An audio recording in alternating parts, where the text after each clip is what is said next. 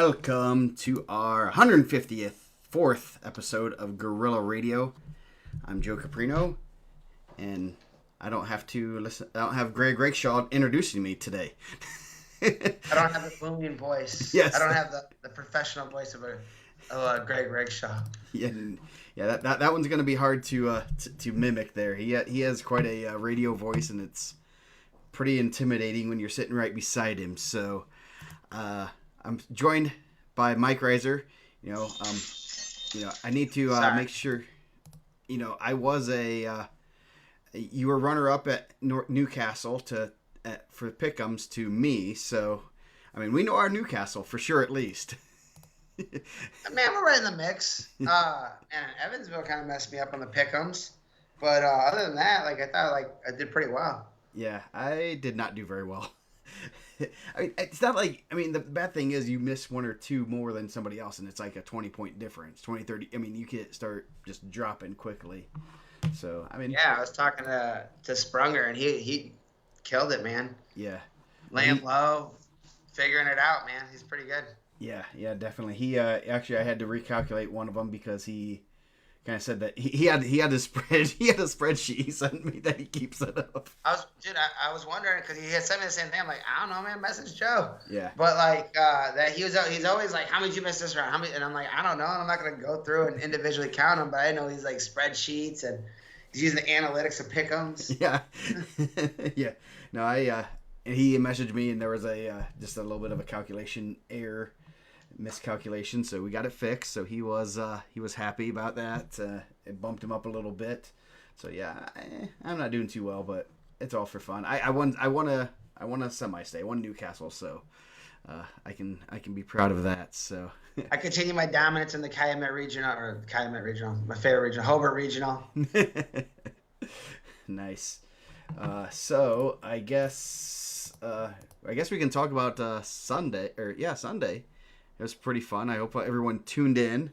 Got the brackets early. Could not release them, obviously, and it was pretty cool to be behind the scenes and seeing all that stuff go on and being on the air.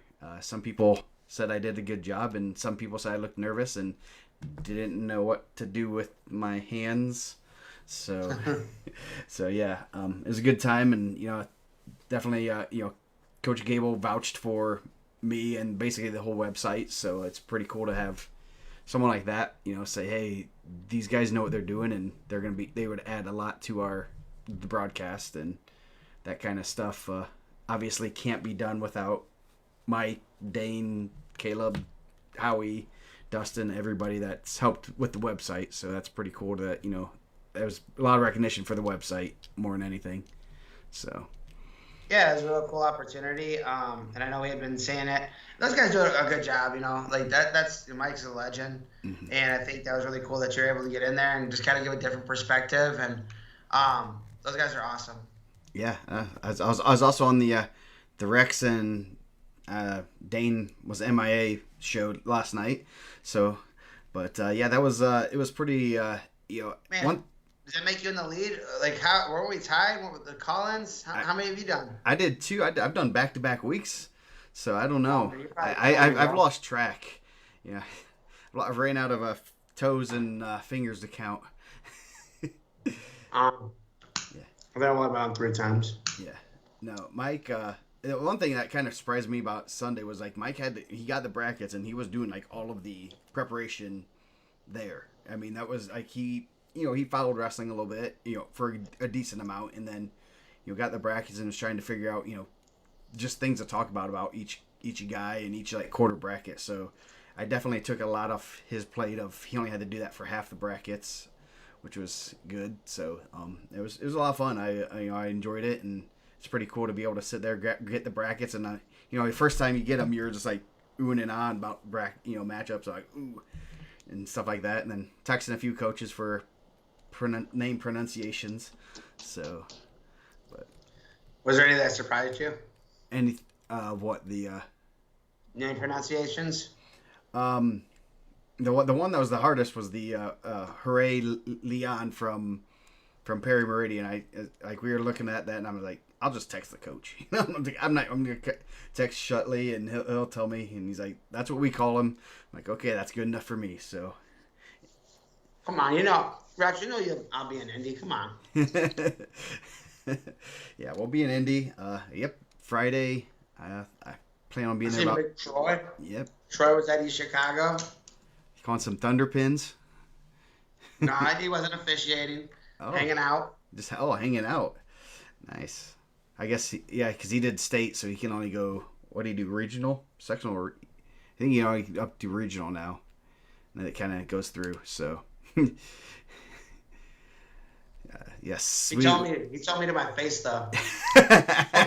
Hope he told me exactly how to say it. Yes. And then I had Steve Stanford Sr. also tell me how to say it, so it helped out a lot. Yes. Yes. So, anyway. I think Gendris gets upset when they say Gendreas. Yes. He's not a big Gendreas guy. Yeah, I helped a few people with the pronunciations. They were asking. I'm like, that's Van Tichel or something like that. So it's just some names. Just like I'm horrible at names. I was like, I was just hoping I wasn't getting any really bad names. I think that I had one or two that I was like, oh crap, now I gotta try to blah blah blah, blah. Murmur through it. So if you say it with confidence, it sticks, right? Yep. So, what else before we get on to their academic all-state? Bro, this is the breaking news though. Before you go on your rant, I got a Snapchat on when it came out. Hobart Bricky's most academic all-state. Boom. That's something I never thought I would say in my life. Hobart Bricky's the most academic all-states. Let's go, Coach Cook. Wow. That's I'm trying to. I don't know if that's good or bad. I think it's good. Maybe they're just lowering the standards in Hobart, or it's that great teachers like Cook and Johansson. It's basically the Harvard of the North. the Harvard of the East Chicago semi-state. Yep, the Harvard of the East Chicago semi-state now. Wow, that's pretty impressive. So that's pretty. That's good. Good for them. It's pretty cool to be recognized by that. But it's pretty simple for coaches to just send in their guys and they get that. I don't know. I'm a little bit bitter because I didn't get it my senior year because my coach was an idiot and didn't. Is he watching right now? I doubt it. I doubt he. Yeah.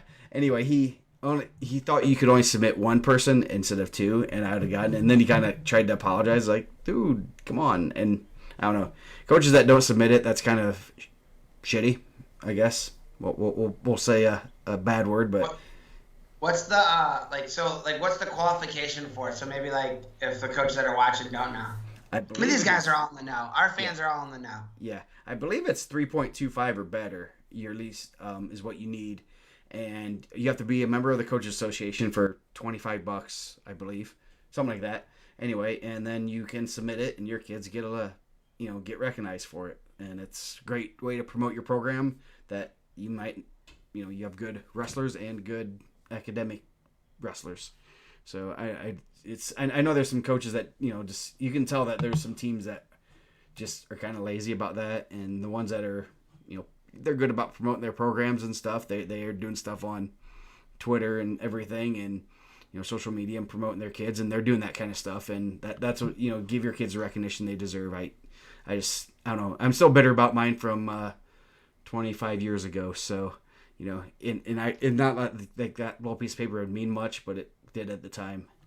So yeah, it's something cool that if you've done the work in the classroom to be recognized. Yep. So there's my rant for the day. It wasn't even that bad. I actually thought it was gonna be way worse.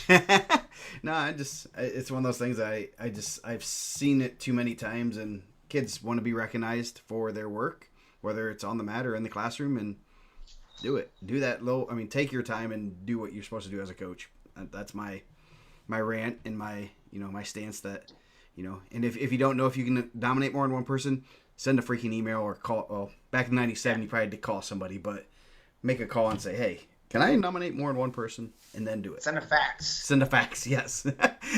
Did Travis Hutchinson here, one of the showstoppers from this weekend, father of the showstopper. The Cascade Showstoppers. The Cadettes. The Cascade Showstoppers. I mean, I'm sure we'll get into that as we get into the bracket, but man, boys showed out. The boys showed out. Yep. Yeah. No, that's man. Evansville is just, it's rough, and you know, I think I'm becoming to get more like just immune to like losses and like craziness that happens at semi-state, because everyone's like, anything crazy happen? I'm like, not really. Same, man. Same. I mean, you have to see my guy Eric Spikes at the East Chicago semi-state. I yelled for him. He didn't even turn. I said, okay, I guess we're giving Mike the cold shoulder. Well, if it was after the ticket round, he should have been able to hear you, because there's only Crown Point fans and like 6 other fans, and Hobart fans being rowdy, I guess. It cleared out pretty good. Yeah, Fort Wayne does too. It does clear out a little bit. You know, I would guess it's half is left, but it's still pretty. Yeah, you sent that video and I'm like, holy cow! It's you know, the rowdy Hobart fans. I guess they're causing trouble. You know, not only are they academic wizards, they're also, their fans cause trouble. I mean, I thought that they were like a little boisterous. You know, there were some matches they were getting a little loud, but I mean, to me, that's the wrestling up there. Those guys. If you haven't been to a Hobart duel, man. If that was too much, don't go to a home meet. Yeah. So Coach Kusk get them all fired up with the video board. Johansson's getting them all fired up, calling for stalling. Going over the table 16 times. 17. I think Porras wrestled like 3 matches in the corner alone. He's pretty active over there. Yeah. I guess a couple other things. One other thing I was gonna say. It does sound like they have a pretty good idea of where state will be next year. Just kind of what Paul Nadig was kind of hinting at. Said I'm guessing that's not going to be announced for a couple weeks. I think they still need to get some stuff finalized, some paperwork done and stuff. I know, just like when I rented the Coliseum, obviously it was a verbal commitment and everything was pretty well done. There still had to be some paper signed and contracts and all that kind of stuff. So it sounded like it might not be for a couple weeks. So just as a heads up, it looks like they have a place selected, but that could change. I think there's a couple places that all of a sudden are saying, hey, we might be interested, but they didn't sound very confident that they would be able to have it at those places. So it's probably still one of the 2 places where we've mentioned, Fort Wayne or Evansville, just as a heads up. So before people riot and want to, try to figure out where state is, and they said that stuff. So I hope it's Friday morning, but I don't know. It sounded like they still had some things to iron out, just some details. So we'll find out, I guess, when they want to tell us. Is kind of the thing. And then the only other thing, articles are all getting put out. The Who Do You Want in Your Corner should be posting here in a few minutes. That's a fun one. We'll be talking about that as we kind of go on. Tickets go on sale tomorrow, 10 a.m. So nice. Any other... Did all the families, I seen that everyone was posted, did the families of the qualifiers already get their tickets? Yes, it did. Everything got ironed out. I think they had some issues with one session versus multiple sessions. And if you called them, you could get it switched, I guess. I don't know. It's everyone's on pins and needles, and everyone wants, tickets and stuff. The people that say that they open up tickets for other sports, they're right. But, like, if you go to the basketball tickets, you can't get, like...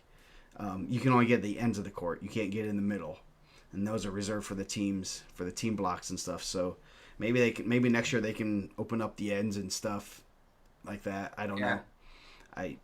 I'm sure they'll modify it and maybe have a little bit better process. I mean, you gotta realize that it's a short turnaround from Sunday night, getting all the qualifiers, double checking, that you're not sending Prairie Heights 12 of them. Like you're not getting Prairie Heights mixed up with Center Grove and sending them 12 and sending Center Grove 2. So that kind of stuff. So you got to give people a little bit of a break. Especially that short turnaround. They had the draw show. I mean, everyone they were in that office. They were. Robert was down in Evansville. So what you guys, I think Dustin said, came home, had the bracket. Did the bracket stuff there, then did the other stuff. I mean, they're putting in a full weekend of work, and then had to get codes out and all that stuff. And there's a short turnaround time, and there's a lot of stuff that needs to be done in a quick amount of time. So be patient with people. I'll just say that much. Spoken like a true IHSA man now. No. Yes. Wear the polo one time, huh? Yeah. Okay. I should. I was gonna wear that tonight, but I was like, I don't want to go too far. But yeah, I don't know if they let you keep it if it was part of the payroll. They didn't ask for it back, so. But anyway, I probably should bring up the bracket, shouldn't I? Anything else before we go over brackets? No. I think let's set these brackets up, and then we can kind of discuss some of the stuff that that we saw around the state and in the weights. Okay, with state rankings only. Let's pull those up. Oh, the plus sign mat configuration, yeah. Yeah, that's gonna be Changing cool. it up. Yep. Yeah, so that's gonna be. They kind of showed it on the. I'll bring that up just so we can visualize it. Let's see if I can bring that up. Bring that up here to. Hopefully everyone's enjoying their Valentine's Day. Yes. I doubled up today. It's Kim's birthday also, so as you're pulling this up, happy birthday. Come on. I get to buy multiple gifts. I cooked a spinach lasagna. It's pretty delicious. I guess we. Oh, there. Oh, okay. Continue to map. Okay, there we go. There's where we go. Let's see. 2 camera. Where are we at? Brackets. Mike and Joe bracket. There we go. See, there's what it's going to look like. So I think it'll be a good view because I don't think you're going to really. They over in this area. It looks like they're opening up this area for fans. So you'll be really close there. Curious kind of where the little bullpen area will be. Like that little area right over there used to be a bullpen. That's not true, man. Jose Diaz making bets he's not going to cash. I'll be in Indy this weekend, my friend. So yeah, so he did ask me to go to dinner twice. If he asked me tonight, I'd ask to decline. I'm not going to Valentine's dinner with my guy Jose. So yeah, so I think this layout will be good. I don't think there's going to be a bad view. I mean, I know if you were on one side and your kid, was on the other side, it was hard to see. But I think you're going to be able to see pretty much all the wrestling pretty spot on there. So let's look at brackets. Dun dun dun. Again, starting in the top quarterfinal. Yes, top quarter. Number 6 and 19, Mason Jones, Connor Bayless. They were at Al Smith. They did not hit. And then you got a fun one. Lanehorn, Nate Rio, 1 and 4. Rio's only losses are to Dickman. And the last couple have been 1-0? Yeah. So, and Dickman's really good on top there. I don't know if, just so people understand, he's really good on top. I got Iron Man, he got taken down and kind of rode out late in one of his second or third round matches, and I was like, their coaches really aren't panicking. And all of a sudden, that kid chooses down, he gets on top, pins him. I mean, it was like, okay, you guys had a lot of confidence that he was gonna just go to work on top, and he did, and so he's pretty good. So yeah, that's a heck of a quarter bracket right there. Yeah, I thought Jones looked really good on Saturday at the East Chicago Semi-State. He was a champ. Really nice kid, man. I think, we said that after the Al Smith, just a great kid. That Rhea Horn, did they wrestle at IPO? I do not know. I will look it up. Horn had a really good IPO. Took a tough loss in the semifinals. I mean, you said the match was closer than the score. I know Caleb had the flip. I had Horn number 1, still number 1. We didn't change the rankings. That's a tough one Friday night. Rio's wrestled a lot of tough guys this year. Evansville Mater Dei champ. Rochester's, where were they at? North Montgomery? Yeah. They were at North Montgomery. Yeah. I think, and I know we were talking about it a little bit off air, sometimes, like, as the season goes on, like, you want to be pushed a little bit, you want to be challenged. I think Lane's kind of dominated everybody. So, Bollinger, Mooresville was tough. He wrestled Ash there, and they wrestled a pretty solid schedule. I mean, Rio's wrestled a real solid schedule, too. Yeah. Jones' only loss is to Ocampo in the finals of the Al Smith. Yeah, Rio lost to Dickman, and then Dickman lost to Horn. So they did not hit up. Jones is looking real good. I mean, kind of quietly, 39-1, and Bayless has had a pretty solid season as a sophomore, punching his ticket there. I think that'll be a good 4-versus-1 match right there, and then obviously Rio and Horn's going to be fun. Yep, that'd be exciting. Going down, Hooray Leon, Perry Meridian, 34-4, Logan Haney from Crown Point, and then Cameron Meyer and Ocampo. Meyer and Ocampo did not hit at the Al Smith, and then Haney and Leon. Man, that's what that team state. It was 3-1 in the third period. Yeah. I went back and watched the match because I remember it being close. It was 3-1, and then Leon hit a headlock to put it 8-1, and Haney reversed him and put him to his back, and time ran out. He had him in like a half on his back. Yeah. So that could be a pretty good 4-1 on Friday night also. Yeah, that should be a good one. I think Meyer and Ocampo would be a good one. Ocampo had a really good match with Joey Klein. I'd have to see if I said it on air or not, but Klein is really big, and he battled and went to tiebreakers. He rode her out in the third period, I think, and then she rode him in the first tiebreaker, and then she got out just real late. It was a really good match, and you knew kind of he was going to give her a good match just because of the size and strength and everything. So that was crazy. That was just a really good match. And then obviously she ran into a buzzsaw with Bollinger, who beat her last year also. Ocampo looking to become the first female medalist in the IHSA. So, two-time qualifier, first two-time female qualifier. Yeah, and Heather Kroll lost in the first round to Shutley. So that was, Yeah, and we kind of said that last week. That was going to be a real tough one.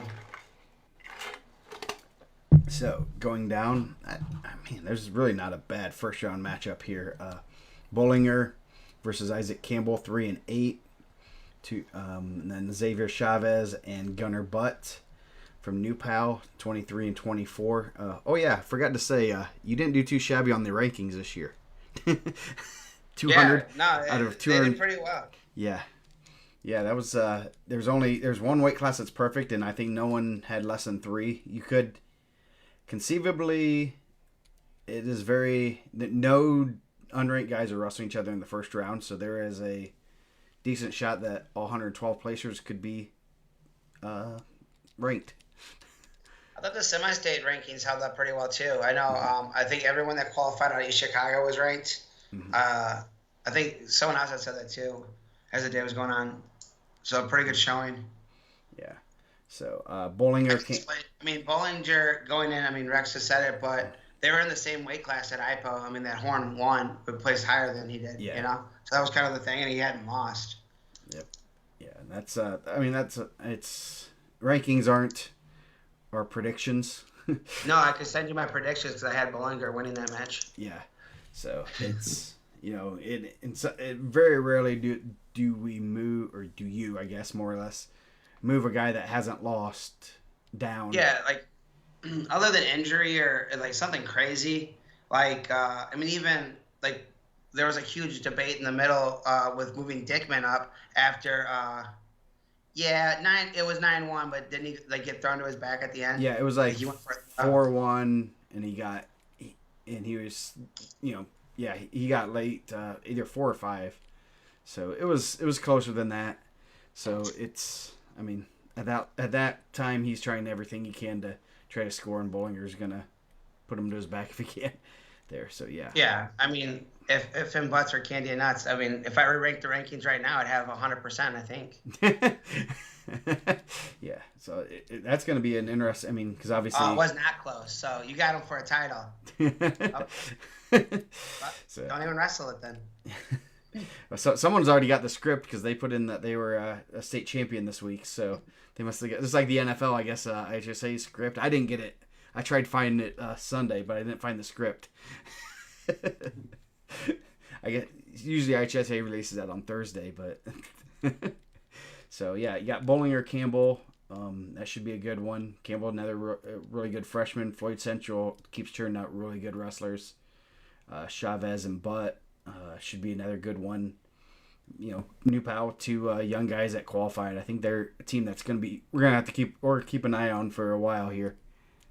Yeah, I thought Chavez wrestled really well at East Chicago. Senior. Huge win in the 3rd and 4th place match over Haney. But yeah, Butt's been wrestling really well. And then Campbell, Campbell has single-digit losses. I believe he took a couple. I mean, I'm sure those 4 are pretty easy. Obviously, he's he was a 3 or he's a 4, so he took 2 at the semi-state. 2. I mean, one of them was probably Rio or Dickman. The other one. There's a article for that. He lost to Meyer twice, Rio, and Dickman. So pretty good losses. That'd be a good one. Man, like all these guys in here, that's crazy. Like, has anyone ever lost at the semi-state and then won state afterwards? That ever happened? Like a guy took second at the semi-state and then ended up winning the state finals? Man, like I could swear. Didn't that happen to like Baker? Didn't Baker win the semi-state and then Jason Whitson won the state title? I think that happens a good amount. Huh. You think styles make matchups? A little bit, yes. Probably not. So I didn't know we were crowning tonight. Yeah. Let's go. So going down, you got Dickman and Rex Moore from Manchester, Matthew Baylor, unranked from Milan, and Caleb Salazar. That should be a good one. Baylor having a pretty good year. I know he was like number 26 on the rankings. We were trying to find a way to put him in, but just not enough meat in the schedule. Yeah, I mean, I think we said it last week. I didn't get a lot of emails from Milan, but being undefeated, it's tough because I don't even think he had any notable wins at that point. He had a huge win over Crawl that put her in the quarter bracket with Bayless, and he's wrestling really well. I mean, 47-1. That'll be a good one Friday night with Salazar. Rex Moore, how many of those losses are to I know you have it in front of you. How many times has he lost to Horn? Rex Moore he has lost to Ocampo, Horn 4 times, and Levi Johns. Pretty good. Yes. Pretty good. 6 for 6 so that'd be a tough one. State qualifiers. And all Dickmans are out-of-state losses. Yep. Yeah. He's really tough, man. He's been tough the entire year. Lost 1-0 to Horn at IPO. It'd be interesting to see if that's one of those things where the schedule kind of comes through for him. I know that was the guy that they were kind of saying that should have been number 1. Weirdly, like the entire year, no one was calling for Bollinger to be 1. It was Dickman or Horn. Yeah, definitely. That's the. I mean, I had actually talked to Cody about it when that post was going on. Yeah, I mean Bollinger's had a good season. He's dominated a lot of people, and it's one of those things that it's interesting that the top 3 are. There's really. Honestly, there's there's 3 on the same tier, and then there's a little bit different tier. You know, there's some tiers in this, and that's kind of how you do your rankings anyway. Those 3 are on a tier by themselves, so there's really, I mean, you can have arguments for any one of those guys to be number 1, and you know, basically you want to the last time they were all 3 in a bracket, and one beat another one, and the other, you know, they both were higher placers in a really good tournament. So we'll see. Yeah. I mean. Nate Rio. Even 4. Nate Rio is incredibly tough. Yeah. Rio's I wouldn't count out like a Nate Rio. Yeah, he's in that tier 2 too. I mean, yeah, obviously 1-0 with someone like with Dickman the last 2 times. So yeah, that's gonna be a good bracket. Kind of excited to see how that shakes out.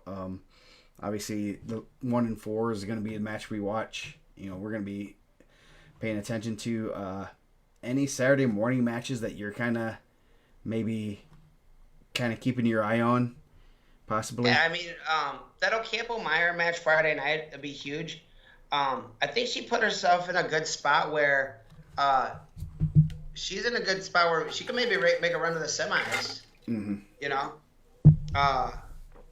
I think Fort Wayne and Evansville were the 2 strongest semi-states at 106, and they kind of matched up. I mean, that's no disrespect to what Newcastle and East Chicago did, but I think we talked about it all year. Like, those were pretty deep semi-states at 106 pounds and hitting Friday night. So I think it'll be Fort Wayne and Evansville semifinal. Sounds good. We'll go down to 113. There's a fun one in this one too. Charlie LaRocca, Porter Temples, Aiden Dallinger, Levi Johns, 10 and 11 right there. So that should be a good one. Johns, who are his losses to? Levi Johns, his losses are to Daniel Moore, Isaiah Fye, and Jalen May. So 2 guys that did make it. 2 of those guys didn't make it to state, but they both had pretty good seasons. Dallinger's had a real good season. Lost one mystery loss, Jandris, Isaac Ash, and Jalen May. So pretty good losses there. And then who's LaRocca lost? LaRocca's lost to Michigan kid and Jandris. Yeah. So. Porter Temple's had a really good Al Smith. I know he plays. 30 and 14. Westfield wrestles a pretty solid schedule. I'm sure he saw some tough guys at the Trikoff also. LaRocca's wrestling really well. He seems like he has Haynes' number. The last couple times they've wrestled, he's beat him, which is pretty impressive. Dallinger's tough, man. I know he won a real tough Harvest Classic against Seth Aubin and Eshawn Talbert, who's had genders in the ticket round. So that should be a good Friday night match. Both pretty good on top, I believe. Levi John's pretty solid in the top position, right? Yeah, he's real tall and lanky. Obviously he was a state placer last year, so he's pretty tough. Kind of under the radar. Bluffton's not, going to the big events, but he's pretty tough, and obviously has some solid coaching there. I think he took that Fry loss early on, and that kind of put Fry really high and kind of knocked him down a little bit. Mm-hmm. Fry ended up taking his first loss in the ticket round. Ooh. Was it to Porter Temples too? That's a good question. Who ended up beating him in the ticket round? Wasn't Frazier? Jackson Elliott. I believe it was Jackson Elliott. Yeah. Okay. Ed Pendotsky trained. Yep. Going down, you got RJ or Ryan Taylor. Perry Meridian. Number 12. Number 8, Isaac Ash. So the number 4 is ranked higher. Number 15, Drew Walden, and then Seth Auburn. Westfield wasn't at the Trikoff, was replaced by Fisher. My fault, Coach. I forgot that they were out of there. Yeah.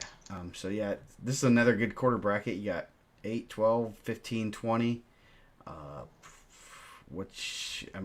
Taylor had a good. He's starting to really, click right now, and obviously Perry knows how to coach guys, so that's not too surprising there. Yeah, I thought he wrestled really well. We talked about it last week at the team state, where he had a really good win over Jackson Elliott. I think it ended up being a major. He looked really good. I think he dominated that match. I know he spent some time up at 120, so kind of coming down. He had a really good weekend. Ash is tough, man. I believe Ash was a 4 out of Mooresville, right? Possibly. I believe you're right, because that 4 is pretty tough there. Yeah. Let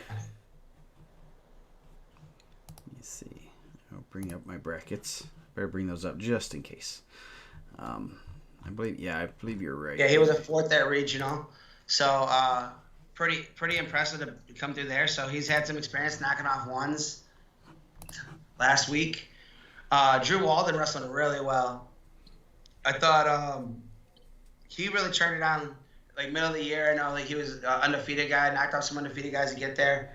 he wrestled May in the semis, and Seth Albin's really, really solid. They're both pretty tough on top. I think they've wrestled a little bit this summer. I know, just kind of hearing that they go back and forth. That'll be a good one Friday night. Yeah. So, yeah, going down, we got the fun one. A lot of team race implications right here. You got Gavin Gendris, Crown Point, number 2. You got Braden Raber from Mechaniqua, Preston Haynes, number 1, and then number 18, Jackson Elliott. So that's a fun quarter bracket. Yeah. Congratulations, Brandon Raber. Is he the only non-ranked person in the 113? Centner. Center wrestled really well, too. We'll talk about him because I thought he really turned on at the conference tournament. I thought, like, kind of when he got on the radar a little bit for me. Mm-hmm. Gendris looked really good. I thought he looked really good at Al Smith. He had a good win over LaRocca. He's one of LaRocca's only losses. Looked good Saturday at East Chicago. He's got the 2 losses. One's to Seth Mendoza, obviously, who's a hammer. And then the other one's to Preston Haynes. And a match I thought that he was controlling it. Haynes kind of, just big brothered him and took him to his back. Elliott and Haynes, those are 2 pretty prestigious programs. 2 good coaching staffs there, Coach Snyder and Coach Pendowski. So I'm sure both those guys will be ready to rock on Friday night. But you're right, man. That's going to be a huge team state points. Yeah, kind of what we talk about. Maybe it's more off the air, but it's like, you got to get guys to the semifinals. Plain and simple. Yeah. That's huge points. Obviously, getting in the finals is even better, but you can't get to the finals without getting the semifinals. And that's kind of what we're trying to look at. Like we were talking, about Crown Point, Brownsburg, and Center Grove. Who can get the most guys to the semis.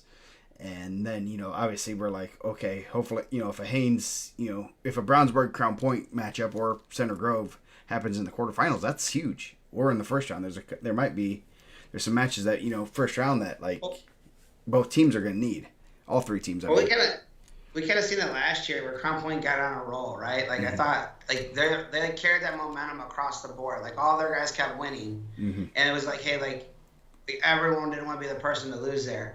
But you have if you can get Dickman to the semis, and then you come right up on Haynes and Gendris. I mean, possibly, obviously, Raber had a really good semi-state, punched his ticket. Can you get that rolling? Do you get Dickman, Haynes, possibly when we get to 120, you get to Hockaday. I mean, that's a pretty good start. But also, like, other things come into account off there too, like who's pulling weight, who's having a tougher weight cut. Gendris coming up a weight, Preston Haynes staying the same weight. I don't know their weight situation. I haven't asked those guys at all. But I mean, that could have huge parts. Like, how are you managing your weight? Like, who's getting you off the scale? That's still really early. They're not reversing the weights. Yeah. I mean, yeah, that's one thing, that Saturday morning match, and when we talk about it a lot, it's right off the scale, especially these lighter weights. It's that last weigh-in of the year, You're gonna be following Bollinger, so and he's been rolling people, and it's not like saying like he can't have a tough match there, but like here's a guy that's been majoring, pinning, teching people.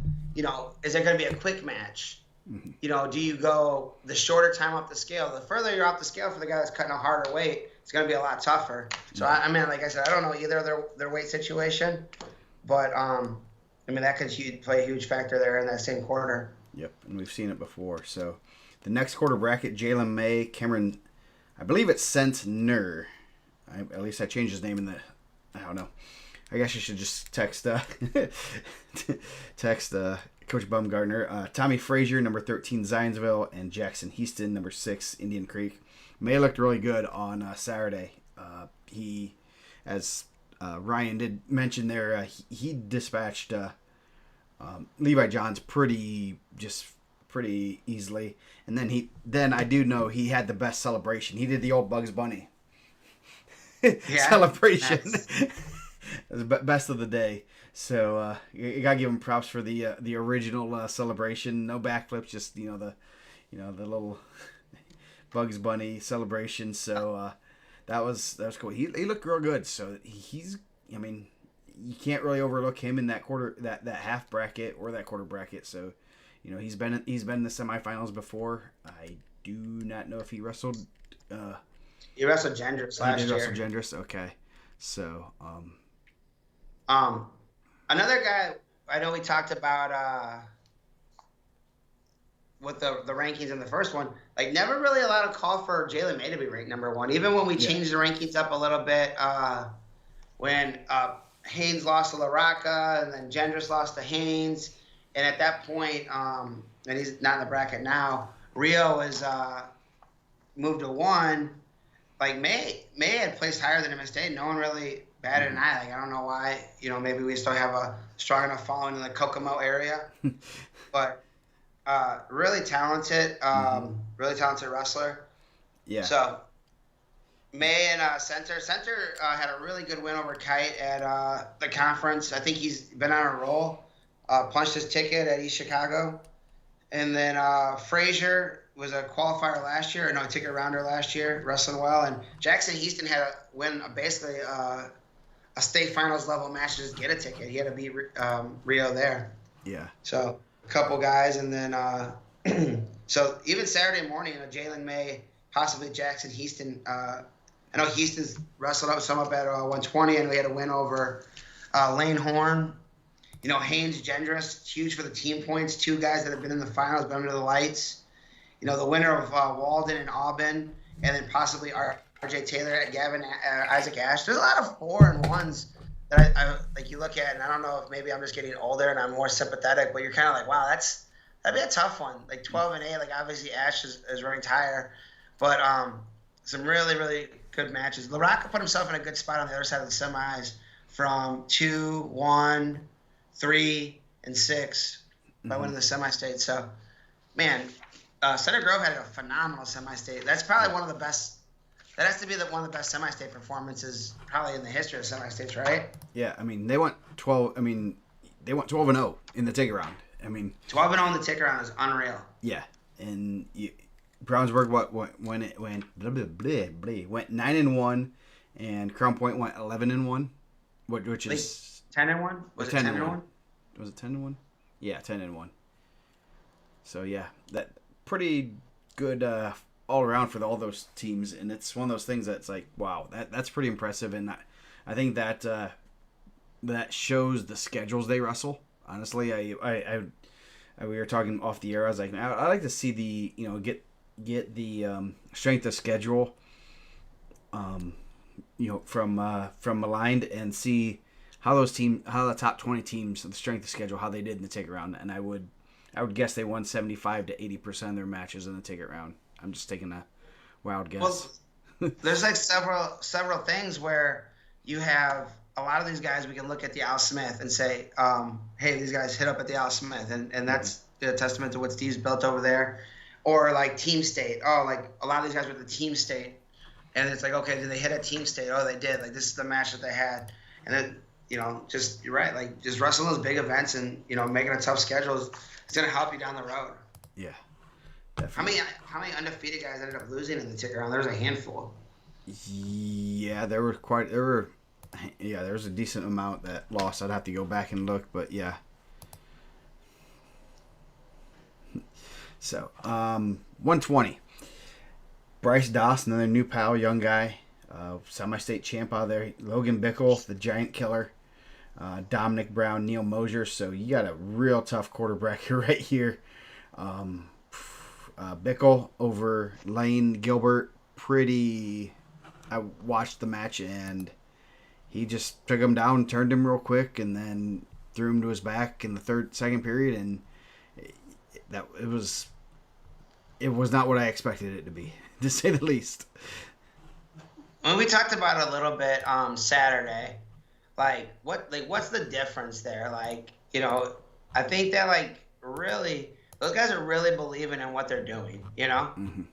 And it's not like Cascade is like a power that's been a power for years, and we're gonna talk about it 160 also. But I don't think I know Quinn texted me on Monday and said, "Did you have us winning those ticket round matches?" And I said, "Absolutely not." I mean, Lane Gilbert was a 3-time semi-state champ. Yeah, he had lost at Evansville. Yeah, that was the first time he's lost there, and to that, and those guys are just doing it up, and Bickle's tough, man. He's battle tested. He's been at 13. He's been at 20. They said Lane Horn, or no, I keep saying Lane Horn. Lane Gilbert weighed in really light too. They said he was like 117 or something. Oh wow. Which at that point, I mean, hindsight's 2020. I don't know what was going on, but man, you're 2 pounds away from being at 13. Yeah, definitely. But 13 was so tough, man. 13's brutal. But huge win for Bickle. Das, Mooresville champ. Not Mooresville, but Connorsville champ. That'll be a good one. I mean, again, another guy that's upsetting people. Can he back it up back-to-back weeks? I'm sure they're in his ear probably telling him. Mm-hmm. Yeah, they got. I mean, that should be a good one. Das's losses are to Elijah Brody from Mount Vernon and Neil Mosier at their conference. So, that's probably not. I mean, he's seen that Don Brown, Neil Mosier is going to be a good match too. I'm kind of looking forward to that. 5-9, that should be a good one. But yeah, they Bickle's and he's Fargo All-American in Greco, so he's not afraid to throw you, and that's obviously paying dividends. Him hitting all those off-season events. I think that just wrestling and grinding, and those guys are going hard. Because Gilbert was like a Pan Am's Greco champ, right? He had two big upper body guys. Yeah, and Gilbert could throw. I've seen him. He was it 2 years ago in the finals. I think it was saying I think it was a Mater Dei kid where he tossed him to their back and pinned him. And it was pretty late. So yeah, that's. Or was it the short stocky kid? I know who you're. Yeah, it was not saying. I know who you're talking about. Someone will come help us out. Yeah. So. Don Brown, real solid freshman. Of his 4 losses, I know what are two to Jackson or 3 to Jackson. 2 to Jackson, Sessa and Goss. 1 to Maldonado. Ross. Or not Maldonado. Yeah, Cole Ross. 1 to Sessa, and that was a real tight match. Late takedown. Kind of I don't know, it was hard to hear the buzzer. I mean, I don't know, it was close, but it was just a close match. They slowed down the match there. Really tough, holds position really well. I think that could be a really interesting matchup. Mosier's tough, man. Yeah, Trey Mellis at the same weight. Same thing we said with Bollinger getting going. I'm sure he'll feed off some of that energy. I mean, Cody's been there. Cody's been in the semis. He's been under the lights. I mean, I think that's a huge advantage, Yeah, and definitely, the older guy there is, that helps when you've been there and you kind of know the process, everything. I mean, how is the count? He has to be, there's no way he's 30, right? He has to be 26? Yeah, what did he graduate, 2000? Everyone's young now when I'm old. But, he's not so far removed to, understand, the pressures of that match, that round, Yeah, he's 26-ish, I would say. I want to say he graduated 2014. That sounds right. So 13 or 14, I think he graduated. So he's 26, 27. So he's not that far removed. Going down, you got Jake Hockaday, returning state champ. Peter Nguyen from Guerin Catholic.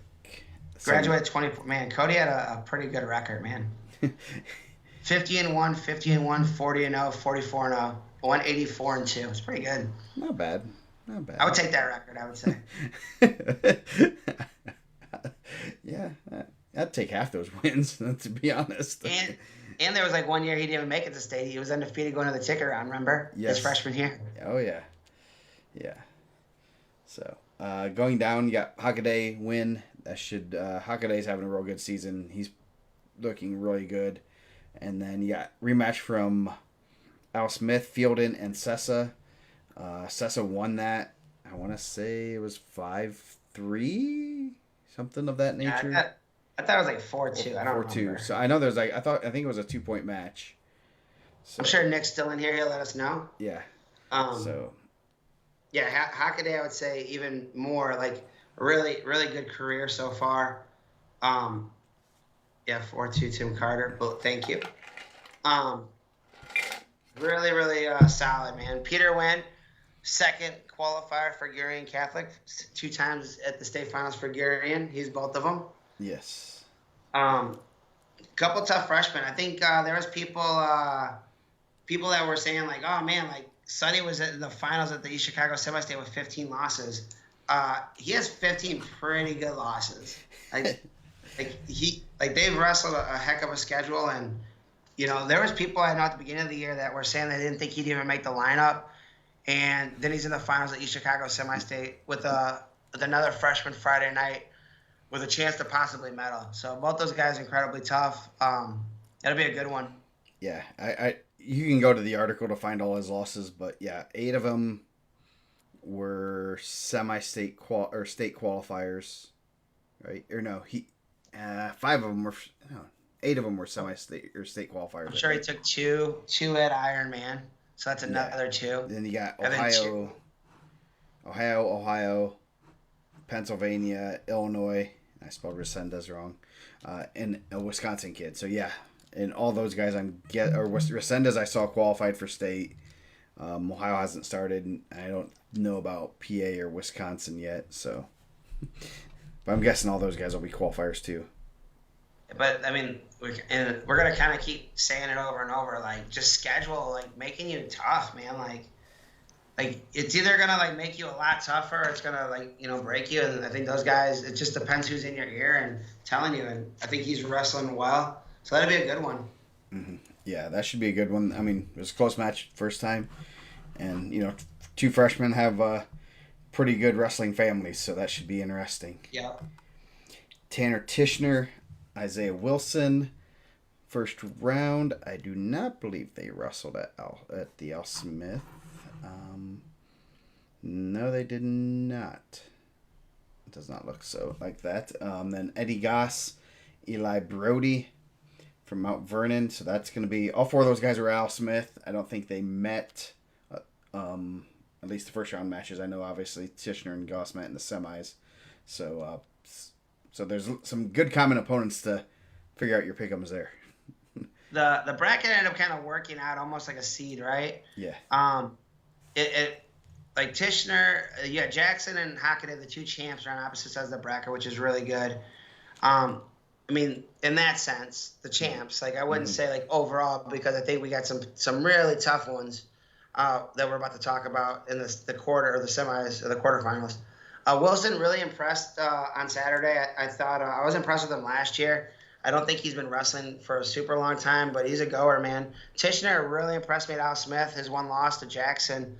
Probably Jackson's best match maybe in all year. Maybe all summer. I mean, that was tough. I know they wrestled an overtime match, I believe, this summer too. Mm-hmm. I don't think there's any love lost there. It was a pretty physical match. I think Tishner really went at him. I think that we talked about it after the Al Smith. He did a good job of kind of figuring out some of the offense, and now it's going to be Jackson kind of counterpunch that. Another tough freshman, Elijah Brody. I thought he had a really good season. Eddie Goss, Tishner.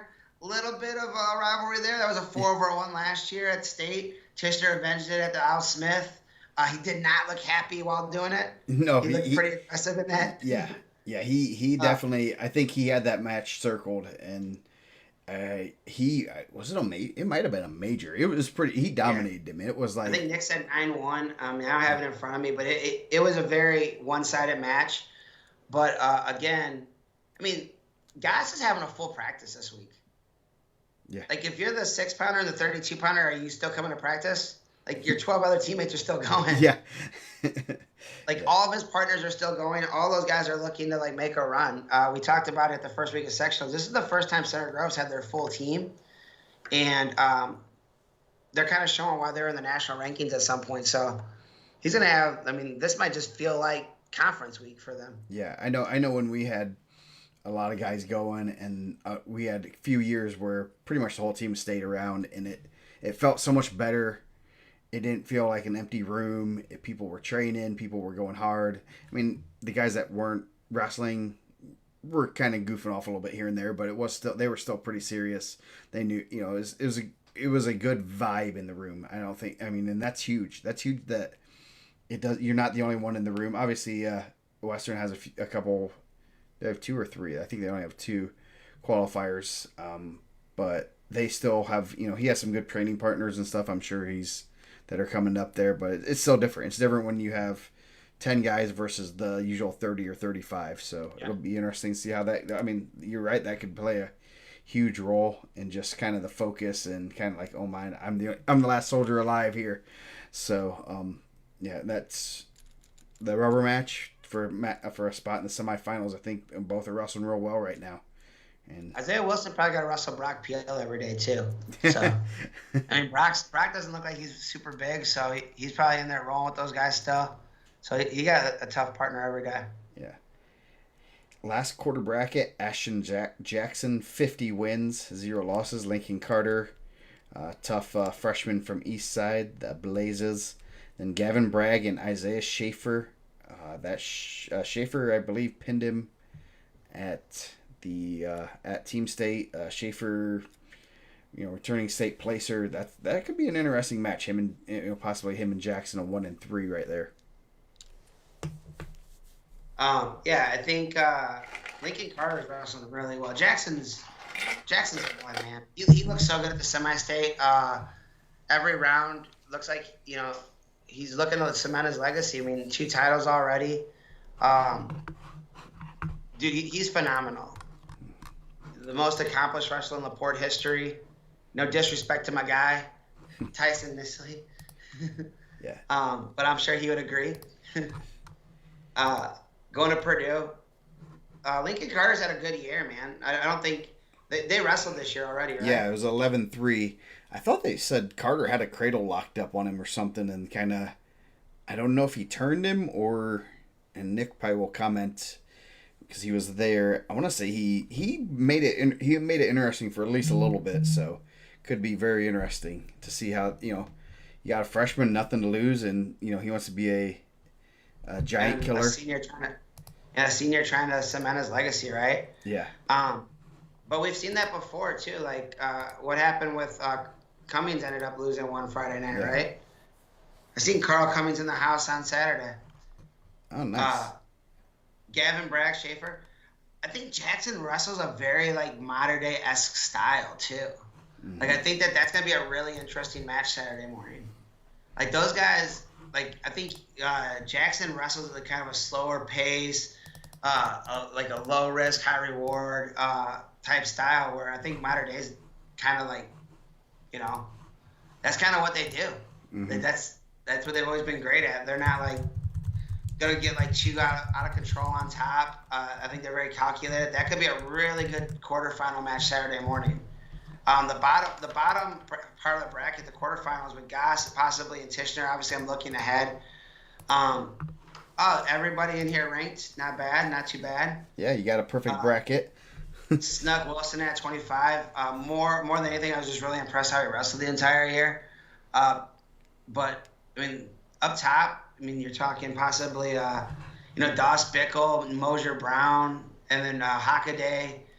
You could have a Crown Point Brownsburg there, mm-hmm. Maybe lose a Crown Point guy Friday night. So, yeah, that's another potential Brownsburg Crown Point where, you can control your own destiny. It's always, if Cecil's up on that other, now Brownsburg's hoping that, Doss they're hoping he beats him, but they would love to have be able to control their own destiny and kind of do that themselves. And last time it was a pin too, I believe. Pin or attack. Those are really good coaching staffs, Garrett and Crown Point. So it'll be interesting to see what adjustments they make from the Al Smith. Mm-hmm. They're going to be picking that one apart. How many did Garrett end up getting through? 2. They got him and Brady. Are you going to be able to spend more time on that? Crown Point's going to have to put, 10 tapes together. But yeah. I think he has probably one of the best game planners in the state living in his house. Yeah. When it comes to game planning, Cecil's right up. There's 5 dudes I'm maybe some chicks too, I don't know, but 5 people that I'm very, very impressed with, when they can kind of change the matches over the season. Yeah. One of them we'll talk about here too, because I thought this was a really interesting result. So, okay. Going down to 126, Keegan Schlabel having a really good season. Really good match with him and Brady in the finals. Went to overtime. Brady got a takedown, a couple late takedowns to send it to overtime, and then he got it was a real good match, back and forth, a little bit neck on neck crime. This is gonna be a good Friday night match. Hyatt Yeager, 4-13. Lakeland doesn't get a lot of press. I don't want to say they fly under the radar because they do wrestle at least some solid guys. It's one of those things that a lot of people are seeing at Center Grove Lakeland when Schleiball's looking pretty good, so you can't really overlook him. Yeager obviously has some team stuff there. That's probably a draw that they wanted. I mean, I'd take a Lakeland kid over Newcastle or Crown Point. I'll say that much. Newcastle, Crown Point, or Mater Dei, yeah. Yeah. So that should be a good one. Then Griffin Ingalls and Guillermo. I should know that. Guillermo Rivera, 14-16 right there. So that should be another good one. Two guys that haven't met, but both were state qualifiers last year. Yeah, Rivera looked good at the Chicago semi-state. Just kind of ran into a buzzsaw in Frazier. He's got a handful of losses to Frazier this year. Schleiball is wrestling really well. I thought that'd be a really good match. I didn't go back and watch it, but I think Brady was out for a while, so I'm sure he's starting to get back into the field. You got a couple weeks under you. I thought that I expected that to be a good match. I expect Brady to wrestle really good this weekend coming up, honestly. Mm-hmm. Yeah, I mean, I'm sure there's going to be a lot of Crown Point fans and Brownsburg fans that are going to be cheering for the Lakeland. Schleiball, they want to knock out as many Center Grove guys as they can. And then Ingalls is real tough. I know he has, 2 losses to Thrine? Yes. One at Spartan Classic. I don't have who your losses to in front of me, my friend. He lost to Reyes, Hockaday, and Thrine twice. Pretty good. Those are pretty good losses. Yeah. And so Rivera Ingalls would be a good one. But like I said a couple weeks ago, Central always finds one guy that makes a run to the semis. Just a guy that you weren't expecting. Last year it was the 13-pounder where he had lost a couple times, and you're like, man, is he gonna, who's gonna get through? And then he's in the semifinals. So yeah. So this is, he's in a spot where, he can upset some people. There's no one that's unbeatable there, and it's definitely not someone like a Frazier. So going down next quarter, you got Evan Sang, Cody Rallis. Sang put himself in a decent position, I guess. Then Alejandro Ramirez got to River Forest. The Ingots taking another wrestler to state, and Aiden Reyes, Cathedral, so that you could have a potential Catholic on Catholic crime, Mater Dei Cathedral in the quarterfinals. Yeah, that's a tough one Friday night. Rallis is really good. That'll be an interesting one with Sang. Sang has a medal. Rallis is just a returning qualifier from 2 years ago. Yeah. Got all of his losses between regionals and semi-state. So you never want to come in as a 4. There's never a time where you're like, yeah, I'm the 4. I get to wrestle a champ from another semi-state. It's not like regionals going into semi-state where there's a semi-state. You're like, yes, I hope I get them. Yeah, congratulations to River Forest. Kind of keeping it going with Jeffrey Bailey. Did a really good job. Catholics and convicts. Calling River Forest the convicts or Jay County? But he wrestled really well. I know he spent some time in the rankings. We got 3 unranked guys in this bracket, and I know that Ramirez was in the rankings. He didn't have the Connorsville, I think, that he won it. And Reyes is wrestling really tough. The match with Thrine just, was up, took him down, got an escape, and got pinned late. It was pretty sudden. I know I got sent, that was sent to me. I went back and watched it. It's pretty good. He's had a really good season.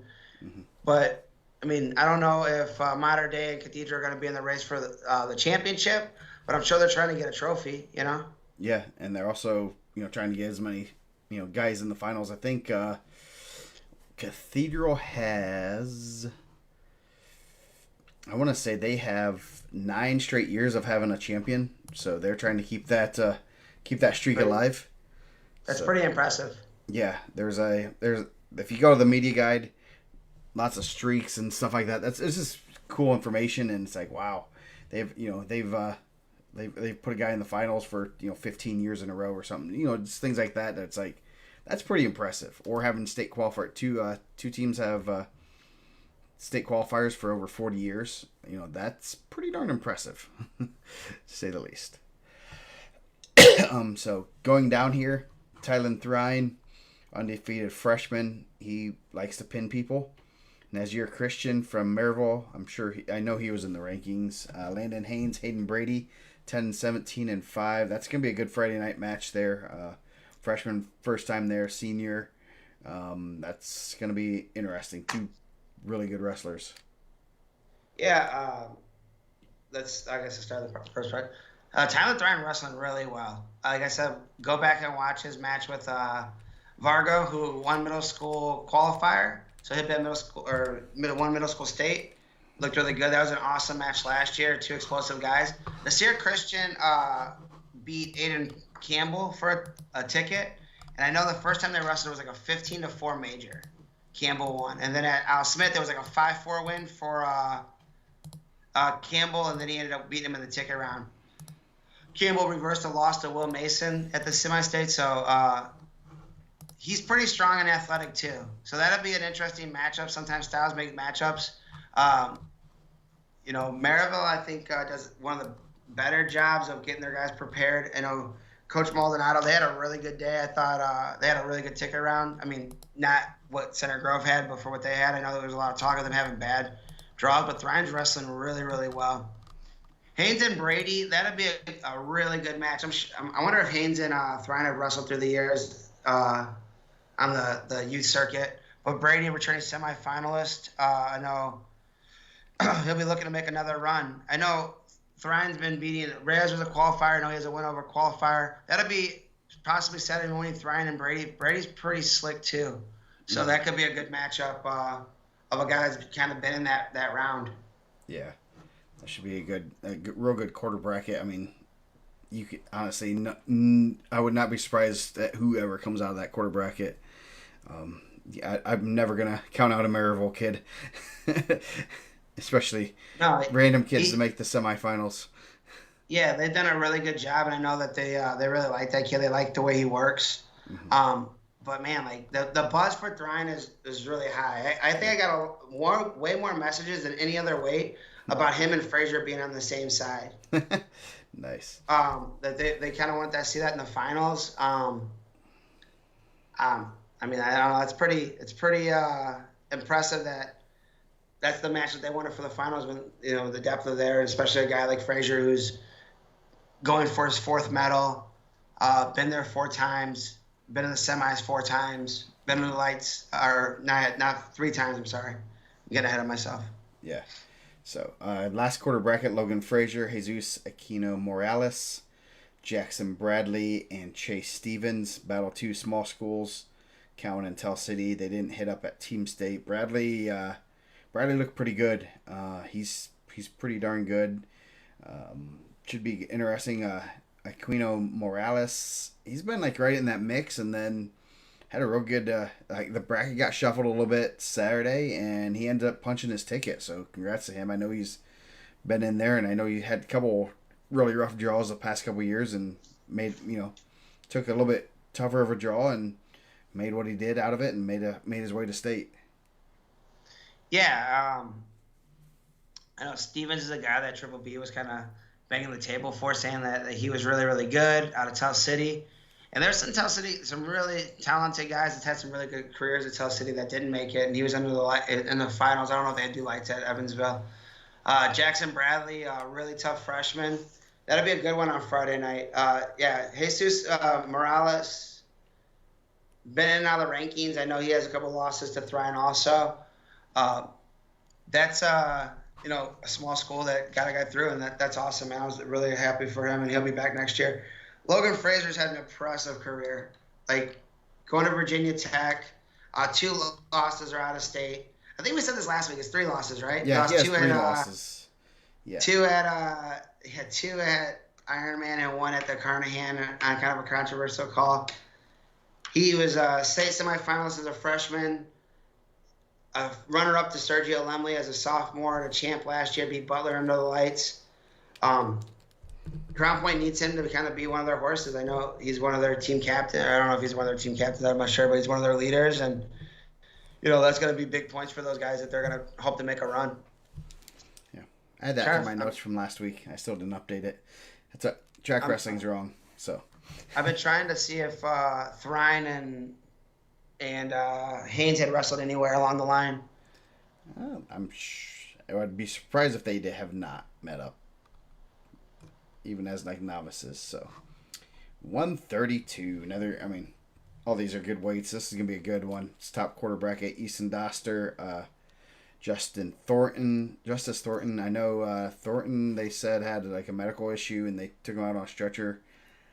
From what I can tell, sounds like he's wrestling, so that's always good. And then Eric Smith said they never wrestled.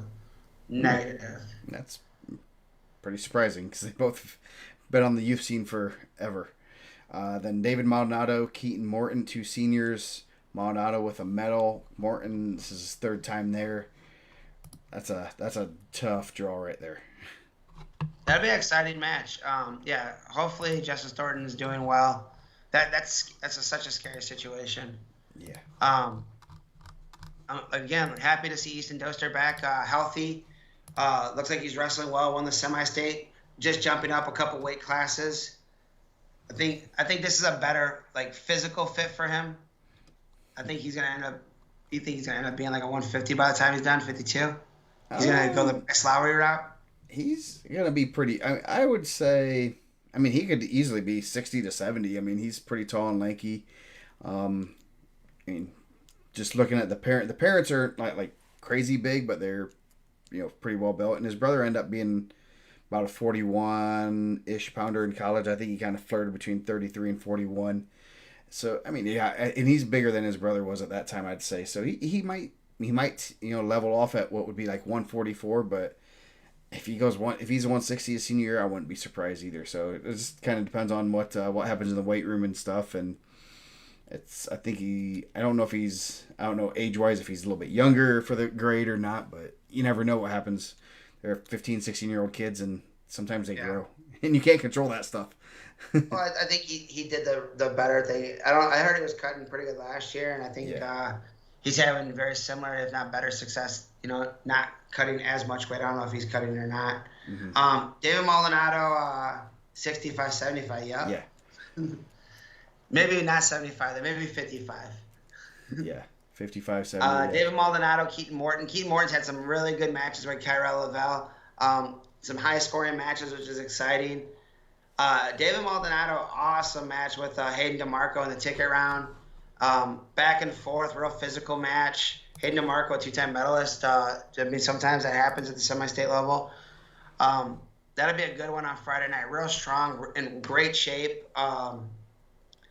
He's a guy I don't think that's going to get tired. We talked about him, and I'm sure we're going to talk a little bit further down with Kilimani. Those dudes, David's a guy that's going forward the whole time, not backing up, going at you, attacking, just a real physical style. Looks really strong. I know he's a really good soccer player, so that could be a really exciting match on Friday night. Yeah, definitely. That's a good quarter bracket, and that's going to be fun to see that one. That Friday night match. Morton's been in the mix the last 3 years, and you kind of you pull for a guy like that to get a medal, then he gets a draw like that, and it's like, oh, jeez. So dude, he is built. He's thick, bro. Yeah, he is. You got some legs on him, man. He's done some squats. So yeah. Going down, you got Joey Butler, Brody Hagwood, Prairie Heights, Josh Johnson, and Griffin Van Tichel. And that's going to be, Van Tichel beat Johnson, correct? I want to say it was close. I should have just brought my notes from the bracket show. That should be a good one. Did they wrestle at Al Smith? Team State, or no, Al Smith. I'm pretty certain they wrestle at Al Smith. Let's see. I can go right to track wrestling. Yeah, well, I have. Let's see if you can get to it faster. Van Tichel. Yep. 8-2 win for Van Tichel. Yeah, so that's a match.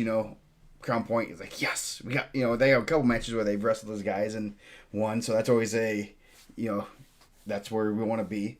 You could have. I met Griffin Van Tichel's dad this weekend. Really good dude. like handed me a card and it had like a handwritten note and just appreciate it. I'm gonna tell you guys, we don't get a lot of like cards of appreciation. Sometimes we get messages of appreciation, but never like cards, and just to appreciate what we've done, the kind words we've had.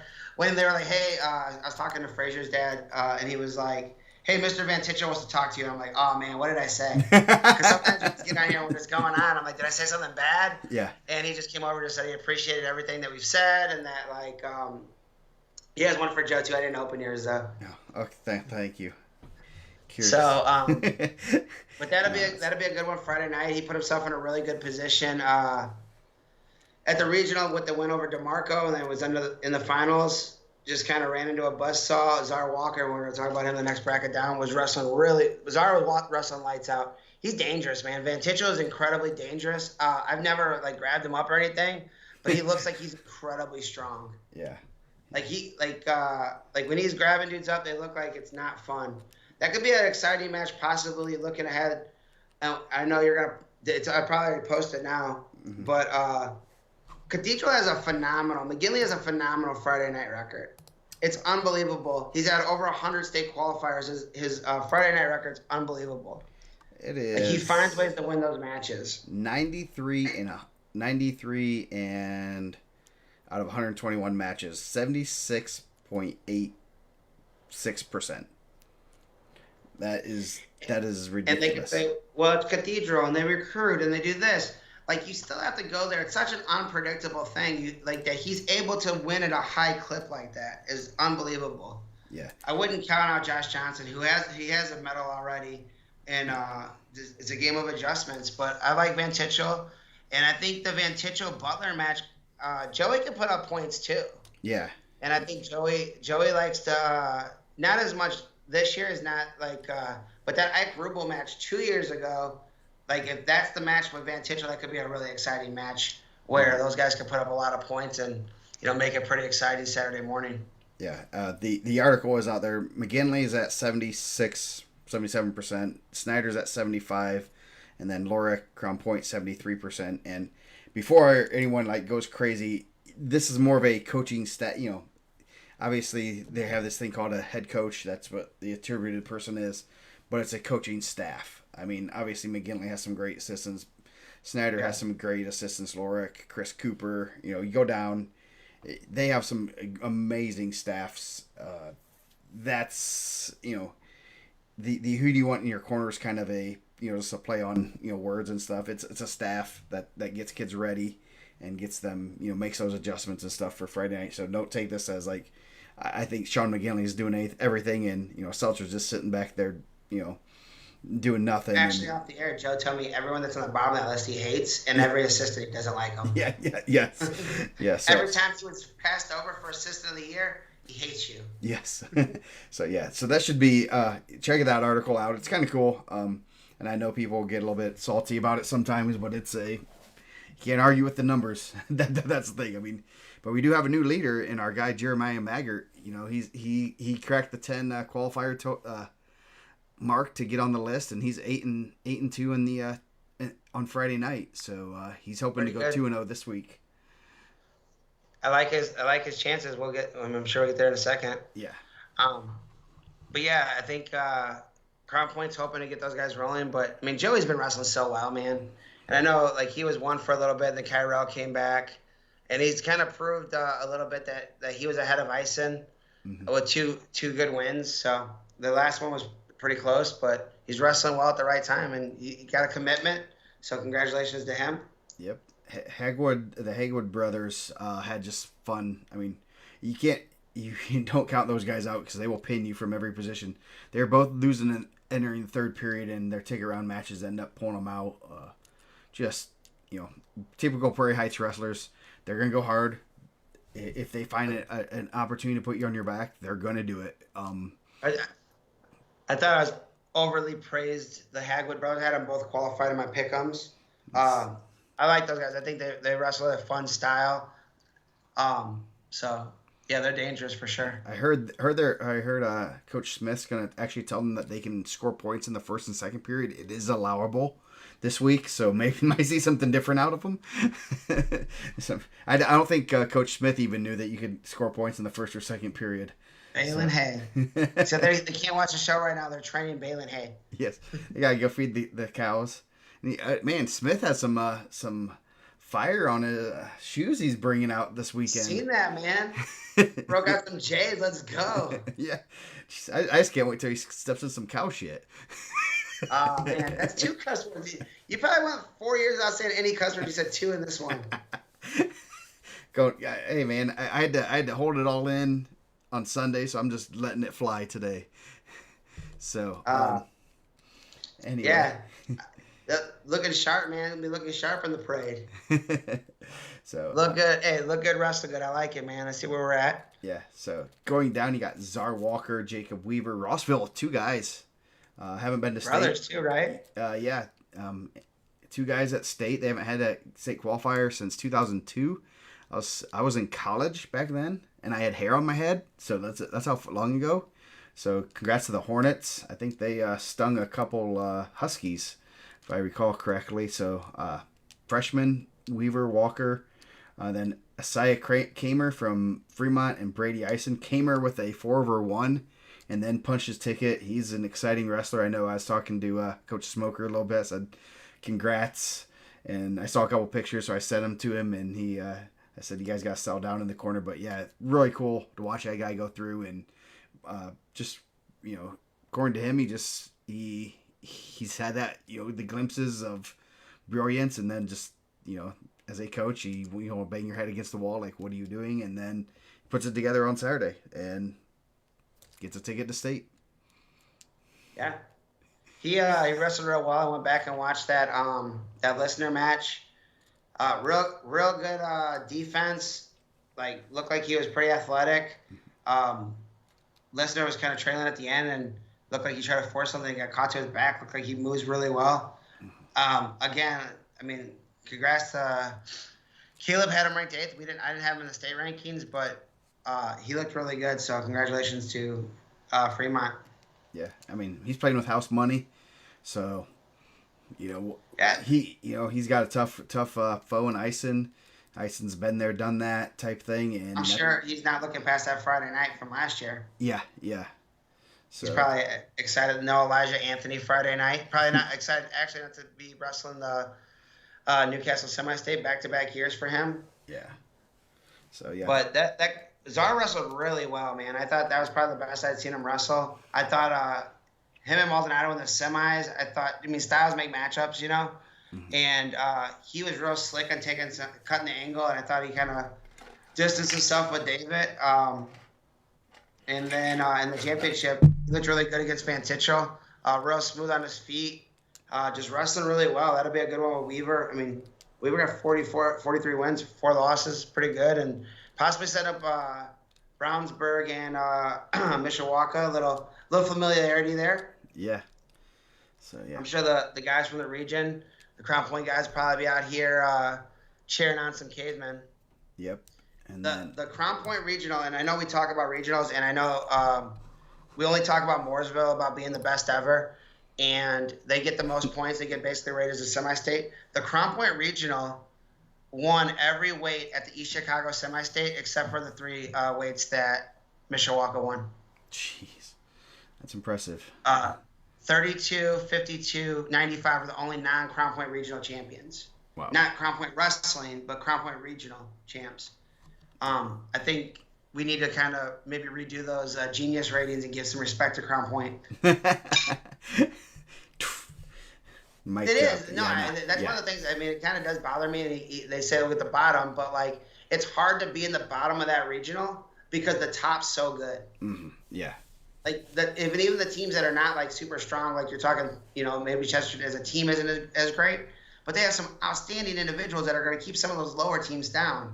I don't think that. I think that when you look at that, like I think that can be skewed a little bit. I know there's no easy way to do it, but I think they're getting disrespected a little bit in those rankings. Yeah. So last quarter bracket, Kyrell Lavelle looking really good right now. Hayden Fritz, West Central, Owen Fortune from Wrights, and Mikey Calamani from Jimtown. I wonder if I people. think I wonder if West people Central. understood. Oh, sorry. I was just gonna say, like when I was on the show Friday or Sunday, I kind of used their called names and not their their government names. I wonder if people picked up on that. You gotta say Michael Kilimani? I think they had Michael on there. I called it. It might not have been him. Might have been somebody else. But I called him like Mikey. I was like Mikey. What they have Zardon as? They had Elazar? Elazar, and I think that was Coach Gable took that one, but I think he probably even said Czar. So Yeah.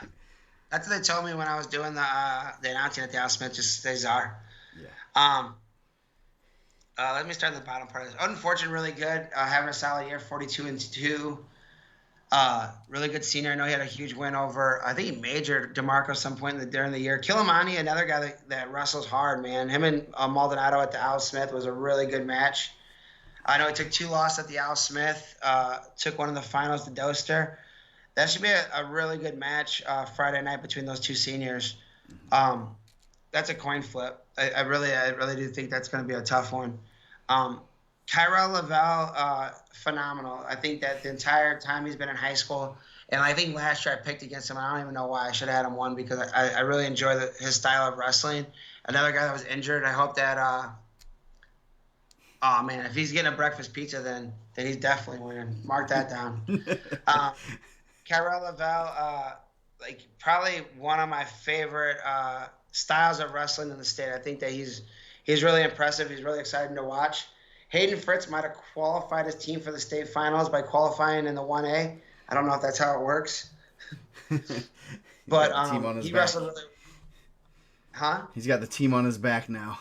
Got the team on his back. That's a tough Friday night draw. It's probably not what you want to see returning third placer and champ, right? Yeah. And Lavelle. Yeah. I'm happy that he's back wrestling. I know that he had some injuries, but he's exciting, man. He's really impressive. If it plays out, and who knows how it's going to play out, just kind of like looking ahead. If I can get a Czar Kyrell Lavelle, whether it's in the wrestleback or in the semis, I think that could be a really exciting matchup. Oh yeah, and both are juniors, so that could be a lot of fun. Those guys probably like to score points. Yeah. And and Czar's one, even at Al Smith when he lost, he looks like he has fun wrestling, and the loss is like, okay, whatever. He took that as good as I'd ever seen a top guy take a loss, and was like, yeah, that's fun. I didn't score him as many points as I wanted to, but I'm gonna come back and get better from it. So that was a really good match at the Al Smith. Him and DeMarco, that last second reversal to his back after he had like stormed all the way back. That was probably one of the more exciting matches of the season. Yeah. So going down 138, another fun weight class. Michael Major, sophomore, undefeated. Brock Hagwood, another Hagwood, Prairie Heights. The token Carmel Prairie Heights matchup. 2 totally different atmospheres. Who's Justin Plank? Is Deegan Plank? Please. Justin's. That's a big jump for him and Kyrell Lavelle used to wrestle all the time in middle school. Oh no, Plank. That's I think he's a Newcastle guy. Oh. So. I was like, Deegan Plank from Western? That's a big boy, man. He's like, he jumped. Yeah, Pleak. It's Pleak. His dad was Dan Pleak. His dad's Dan Pleak, who was a state champ for Cathedral. So, yeah. Michael Major, Brock Hagwood, first round match. Brent Russell. He okay. jumped up too. Brent Russell got big. Yeah. Okay. Kelby Glenn and Jeffrey Hivert. Hivert took his first loss. Cole Salome got him back. So they're hoping to maybe meet in the finals for the rubber match. So you got 6, 17, 12, 5. As usual, there's a lot of great guys here. Yeah, Michael Major really, really tough. That'd be an interesting stylistic matchup with Hagwood and Major. I think Major kind of slows it down. That could be very interesting, just kind of like stylistically. Major's wrestling really well. Kelby Glenn had a huge win over Parker Reynolds in the ticket round. Or we could have possibly seen Parker Reynolds, Jeffrey Hivert, 2 outstanding freshmen Friday night. But Glenn, kind of senior, took care of business there. I think we'll see Parker Reynolds down the road, hopefully. I know he had some issues physically, and hopefully he can get that straightened out. But Hybert's been incredibly impressive. Just beating a lot of ranked guys through the year. He gave Solomie his loss the week at the regional. Solomie looked like he was there to take care of business on Saturday. He did not look like he was happy with the result of the week before. And Hybrid just looked like he was there to just wrestle and, took the loss, like you said, like Czar did. Took it well and then regroup and come back this week. Yeah. Going down, you got Tony Wood, Max McGinley, Lucas Clement, and Reese Courtney. Man, that's a 4 and a 10, 9-11. That's going to be a fun quarter bracket. I know, Jay County, you're coming in undefeated, having a good season, Wood, and then you see a McGinley Cathedral right there. That's not. Yeah. I'll just be honest. I don't want to see a Cathedral guy first round. Yeah, both those guys really good on top too. So that could be who can get away. Who's going to score a takedown early? Who's going to get away? Tony Wood having a phenomenal season. Kind of had a tough couple years Friday night, but trying to break that curse. He lost Friday night last year. He had a tough one, right? KT. Who did he have last year Friday night? He had a real tough one. KT Nelson. KT Nelson. Yeah, we talked about that last week. So McGinley had a really good Al Smith. Man, he is really tough. So that's a tough one. It's like you said, I don't know, of fours. Yeah, it's probably not the 4 you want it.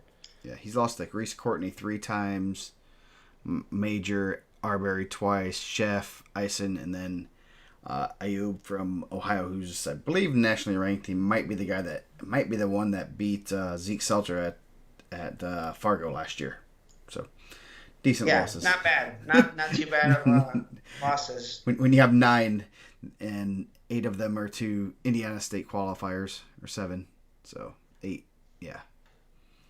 And the other guy's gonna probably go to state there. So yeah, Clement, Courtney. Quality losses for sure. So yeah, the Clement Courtney should be a good one too. Obviously, you got a Maryville Center Grove match going down. As you said, Cole Solomie was not happy with his regional performance. Branson Weaver, Owen Valley, the first time they've been to state since like 2005 ish. So they've had some good runs, man. I think they've been putting some good team stuff together. Yeah, so that's good to see them get a guy at state. And then Cooper Baldwin, Peru, and Gavin Whitehead, Newcastle. So that'll be a good Friday night match. Yeah, good to see Gavin Whitehead coming back off a tough injury from last year too. Really solid junior. Cooper Baldwin, we talked about last week, man. He always puts on really, really good Al Smiths. I was happy to see him punches take it and get through. That's a tough Friday night. They're all gonna be pretty tough, but that'll be a good one. Solomie wrestling really, really well. Purdue recruit looked really good Saturday. That's probably the best. I thought he kind of at the regional. I thought he was kind of doing too much. It looked like he was trying to prove a point, and then kind of played it in Hybert's hands. Cole Solomie did not do that this past weekend. Mm-hmm. He was on a mission. His tick around, I know he got a real quick fall and sprinted over and was helping try to coach his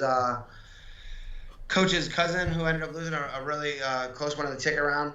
But man, that's a tough one Friday night. Yep, another tough Friday night match, number 2 and 7, Wesley Harper versus Cheney Chef. Christian Arbery from Warren Central, Logan Ullman on the other first round match. That should be interesting. I know Arbery was one we're probably kicking yourself a little bit. I think he was just outside the rankings. Probably just didn't have any good wins that kind of solidified him to get in the rankings. I think he kind of had a tough Al Smith, and he ended up not placing there.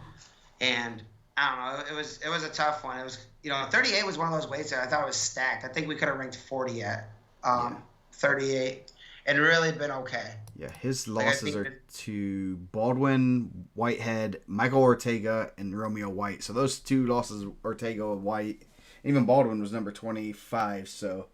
I think Michael Ortega is probably the one that kept him out, like Mikey Ortega from Portage.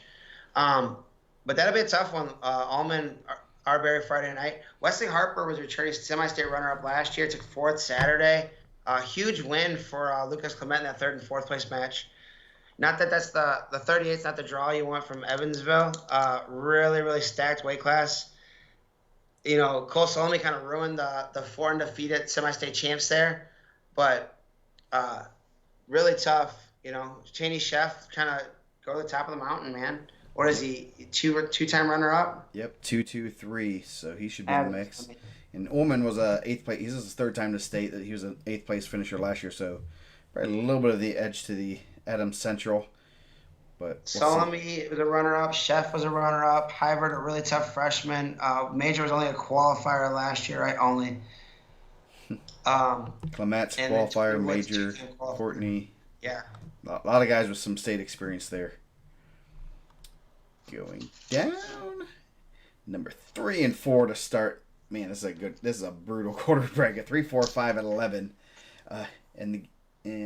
So you got number 3, right, Kreja. 17-0, came back from injury. Jack Todd, number 4. Number 5, Wesley Smith. Number 11, Cameron Clark. Clark was a placer last year, right? Yeah. Cameron Clark was the 7th place finisher. Yep. Nice little. I like those little things on the bottom of the brackets. Yep. Makes life easy.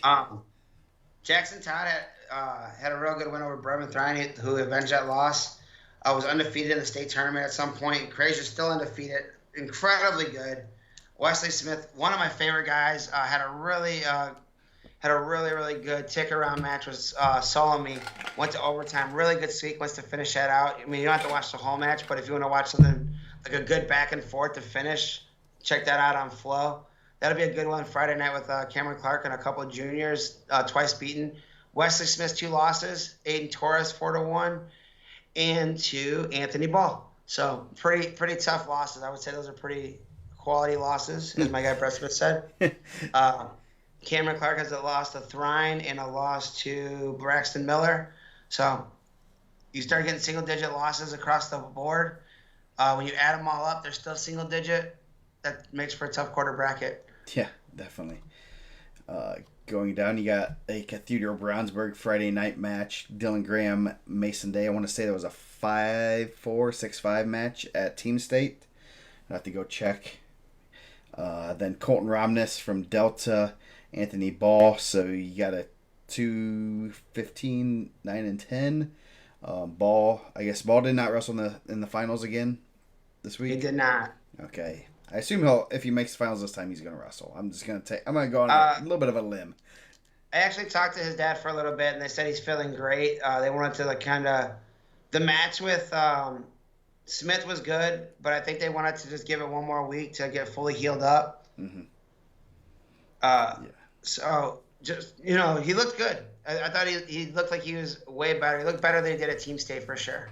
Yeah.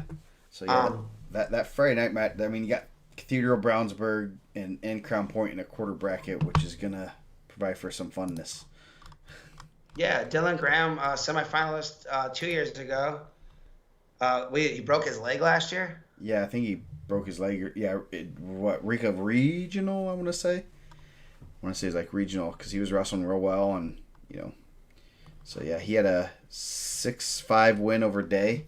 So that's a, I'm sure Brownsburg is looking at that and like, okay, that's we're coming in as a 4, and that's a good spot to be in. I mean, obviously you don't want to run into a returning semifinalist, but you were only a 6-5 match with him earlier in the year, so.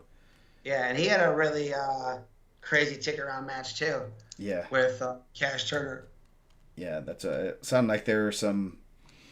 The one thing with, I guess, they said some people were complaining about the track clock versus what they saw in the video.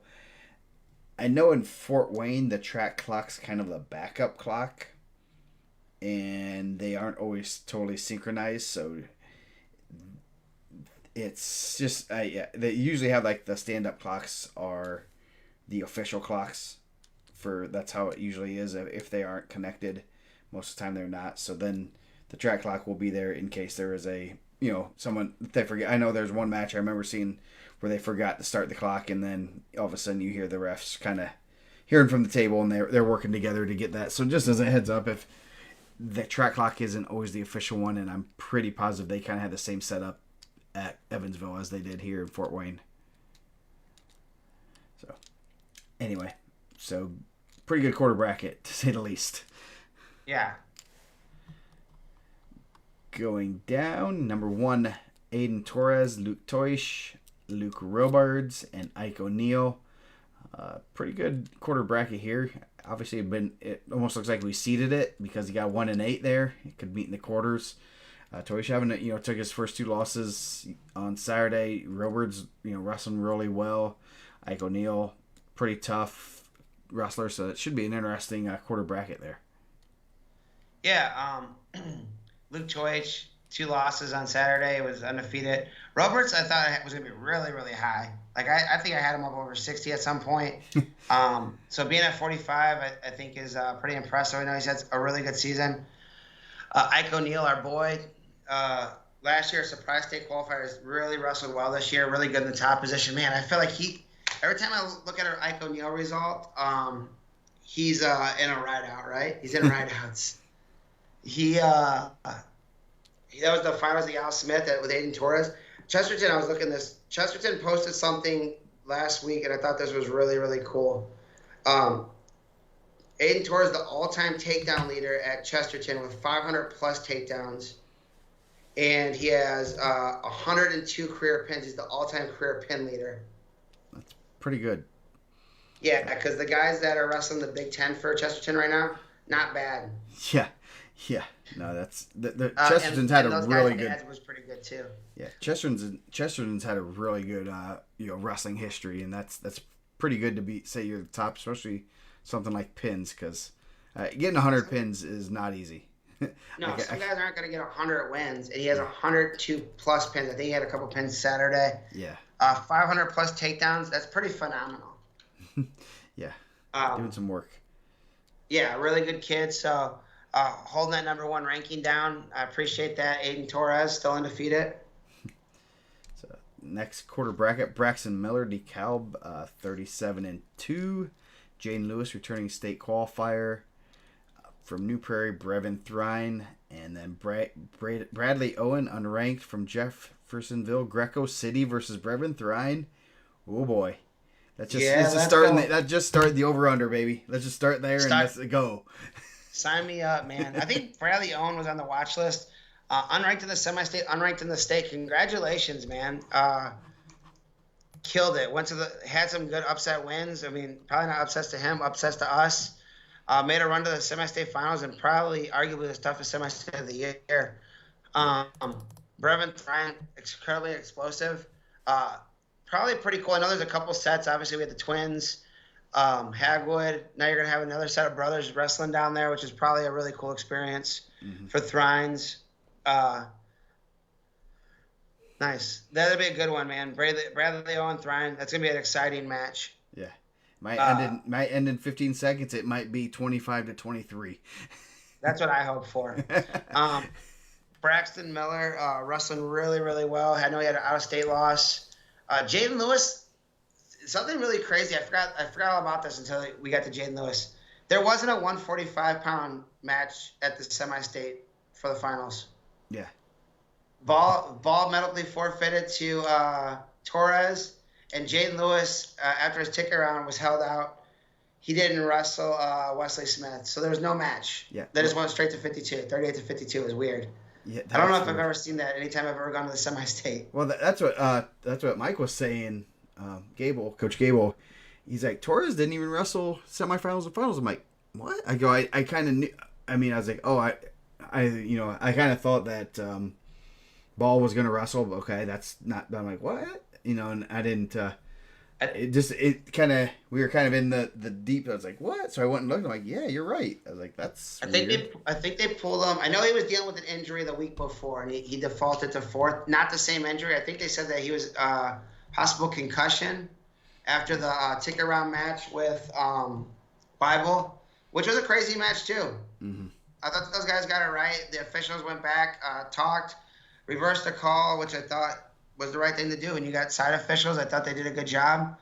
But just a crazy finish, a lot of emotions going there. Like you're asking 18-year-old kids, 19-year-old kids, 15-year-old kids to control their emotions in those matches, and just that was a rowdy one. I would be willing to bet all the stuff on the board about Hobart being obnoxious, which that to me, like they're just passionate.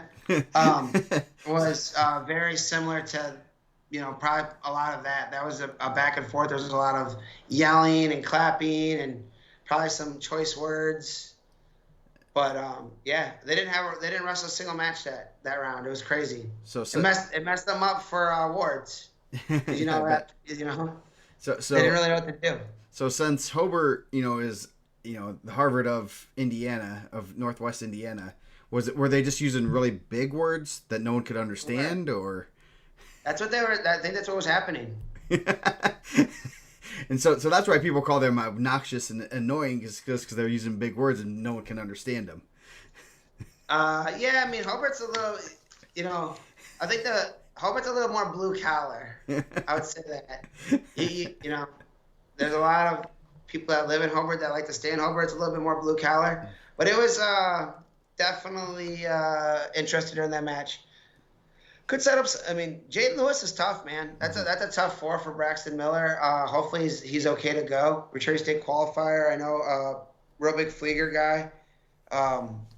He was a 4 coming in last week and had to win his way through. Yeah. So hopefully. Back-to-back weeks he's coming in a 4. Yep. So going down 152, Bo Brabender, Mishawaka having had a real good semi-state. I'll let you touch on that. Jason Rooney, Westfield. The second Jackson Todd. This one from Carroll of Fort Wayne, or Fort Wayne Carroll as some people call it. Silas Stitz, Center Grove. So number 7 and 16 and 6 should be a really good quarter bracket. I guess I didn't see Brabender wrestle, but I know you were pretty impressed with him when we talked Saturday. Yeah, I think Reinhardt being out of there probably opened the door for a lot of people. Man, he had like a really weird match. I thought he was gonna get like stalled out at some point, but it was like weird, just like, and not the wrong start, not the wrong stall calls. I wasn't saying that they were wrong, but it was just like really weird. Like he got like a couple stall calls really early. I think at some point, Steve was just yelling, "Hey, just let him go, man. You're taking him down. Just stop." Like it was like the old he wasn't returning him to the mat. Like one time he held a single leg up for a long time, got hit for a stall. Just a couple weird ones, man. But he wrestled really well. He's been wrestling well all year. It's hurts my heart to say a Fort Wayne guy coming out and winning the East Chicago semi-state. Just showing you how easy it is there. Fort Wayne. Just kind of took us down a notch, hurt our feelings a little bit. So Rooney was in the rankings a little bit, then fell out. Todd and Stitz, did they wrestle at Al Smith? No, they did not. Stitz had a really good ticket round match also to qualify. So that'll be an interesting one, I'm sure. I think Stitz and Brabender split at Al Smith, right? They both went 1-1. Did they? Let me check. I should just keep bringing. I did stop updating my ranking list. Yes. No. They Stitz beat him 5-2. I thought they wrestled in the backside too. That would have been. No, he wrestled. Brabender wrestled Gavin Davis twice. Okay. That's probably who you're thinking, because Stitz and Davis are very similar. I think they're both kind of short, stocky, hard nose in your face. Yeah, actually, and you throw Brabender's the same exact style too. So you can put those three in a sack and bull mount. No one's knowing the difference. So Jackson Todd, a supercharger, making his way there. That should be a good Friday night match, and then possible good quarterfinal Saturday morning. Yeah, 6, 7, 16. Like I said, I think Mishawaka is going to have a lot of Crown Point fans cheering for the Cavemen. Yeah, that should be a good one there, possibly. Then you go down, you got Bryce Lowry, pretty dominant this year, and obviously just kicking butt. Bryce Denton, Battle of Bryce's. Loser has to change their name. Denton, battling some injuries and toughing it out. That's pretty impressive. I mean, I know we were kind of under the impression that there was a very low chance he was even going to wrestle at sectional, and now he's wrestling at state for the third time. So that's pretty impressive. Tice DuPont, Tell City had just a monstrous day. And we knew they had those hammers. That's gonna, that was pretty. They had some hammers, and they proved it at the toughest semi-state. Then Gavin Davis, Belmont. That's gonna be a good match. I think both are kind of high pace. Physical wrestlers. Tell City wrestles a good style, so that should be a real good Friday match. Yeah, 1-12, 10-8. Davis DuPont that'll be a good one. That's gonna be a really, really good match. I know DuPont had a tough one to get there.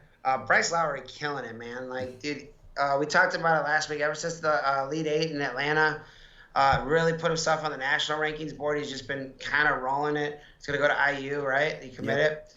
And then Bryce Denton, man, he was huge at 38. You don't realize how big he was at 38 until you see him against other 52s, and you're like, bro, this dude was wrestling 38 like a month ago. He's huge. Yeah. He did not. He was pretty beat up Saturday. I really felt for him. I know he's gutting it out, but I think they said he hurt his ankle after that. With his knees taped from his hip to his ankle, and man, just a tough way to close out a really good year. Took 2 losses Saturday. He's still really, really talented, but man, of all the ones, it's not the one you wanted, honestly. I know he had a couple wins over Broadbender the last couple weeks. Yeah. So going down. I mean, there's not really a good one here. Like, I guess the one you wanted was out of your own semi-state. Yeah, that was the weakest one there. So going down. Hey, man, don't say it like that. I'm just saying, like, at least accomplished. Yes. So going down, you got Hunter May at Mater Dei, Christian Whitcamp from Jay County, first round 3-22, blah, and then Hunter Miller 14 and 13. Zach Lang. Yeah, I was gonna say Wallace had a good day. They took a couple guys with double-digit losses and punched some tickets. That's always that's a sign that they're getting kids ready at the right time, and they had the mindset that, hey, I'll take some losses, I don't care, and I'm gonna be wrestling well at the right time, and that's awesome to see. That's as a coach, I know that's always fun to see those kids kind of start, guys, just buy in. We're getting better every week, and you can take losses. It's not it's nothing that's that bad. Yeah, I think, and they brought a lot of people to East Chicago. So when I sent that video, I think it was a lot of Wawasee and Crown Point still left. No, Mishawaka had a good crowd too. Yeah. Zach Lang wrestling real well, junior, 34-7. Hamilton Southeastern has done a really nice job. I know I think they're up for a little bit, and they all came down. Hunter Miller, real solid. I think he had a tough one last year. At semi-state, which he might have had like Sam Goyen or something. I don't remember who he ended up having, or someone along those lines, where it was someone that you're like, man, that's just a brutal draw for him. Whitcamp, good one, but I mean, made the semifinals 2 years ago, 2 medals. Really, really tough. His only lost to Lowry, right? Yes. So I'm sure he's looking to get that rematch. Mm-hmm. Last quarter bracket, Mitchell Betts returning state placer, Gage Eccles from Ben Davis, Carter Richardson, Noblesville, the Fightin' Weimers, and then Adrian Pellet, Maryville. I know I gave Coach Weimer some props on the show and even texted him, said, you owe me some money for that. But no, that 32-14, I was putting in his losses. I was like, goodness gracious, dude. But I think it was, who was it? Who could he not beat? He lost to Blake Wall 3 times. He's lost to Lowry twice. He just taking loss after loss. It's crazy, but you get a kid to believe in himself and wrestle, his style stuff, and he punches a ticket to state. He beats. Man, I think he beat Gallagher. Right? Gallagher, yeah. Coach Weimer, one of the really good dudes in the sport, man. Honestly, like I'm like, if that's a guy you want to wrestle for. Mm-hmm. And I didn't have Carter Richardson ranked, and neither did Howie. So congratulations to him. One of 2 guys that weren't ranked in the semi-state or state. Yeah, 2 Pretty or 3. Impressive. Yeah, 2 or 3. Really, really impressive. Adrian Pellet looked really good Saturday. Ended up losing a brawl bender. He had a really good match in the duel with Reinhardt. The Maryville Crown Point duel. Reinhardt got a last-second takedown to beat him. I think he's starting to peak at the right time. Gage Echols snuck in the rankings right at the end. I thought he's been wrestling well. Mitchell Betts only lost is out of the tournament. Really, really tough. So a lot of guys with one loss here, and one guy with 0 losses. That's really, really good. Yeah, Betts is looking pretty good. He beat Davis pretty handily. So, I mean, he's starting to, he's been there. He's got a medal, so it should be interesting to see how he does. Okay, you got 160, the Sam Going Show. Sam Going, Brant Beck, number 1 and 10. Not the one you want to draw out of Rochester. Their draws of death continue. Chase Wagner, Zionsville, and Andre Merritt, Center Grove. Now you have obviously here a potential quarterfinal match between Crown Point, Center Grove, and Wagner and Merritt did wrestle. I believe Merritt pinned him. I know that would be surprising. Yeah, Merritt's a guy. He likes to use the big move. Yeah. So go big or go home. He used one of those big moves on Sam Going one time. Yeah. Sammy having a really good year, man. There's not a lot of. We know a lot of the guys. You get to know the guys. Dude, what a great kid, right? Yes. Just overall, like, I think my Twitter profile or background pic is like me on press row doing like some media coverage, and like right behind me, Sam Going is like a 7th or 8th grader. Nice. So, and it's been like that. I haven't changed it, but I think just wrestling really well. There was like a weird sequence in the match with AJ Steinbeck where like I don't think like they were kind of arguing a call, and I think he asked the official, and his official was like, "Yeah, that's what I saw." And they like pat him on the back, and say, "All right, good job." Yeah. Nice. Yeah, as a freshman, that's a tough one, man. That's not who you want Friday night. Of the 4s, you don't want the guy that's the returning champ that's got 2 other medals. Just a really good kid. I think that's gonna be exciting when Wagner and Merritt will be good on Friday night.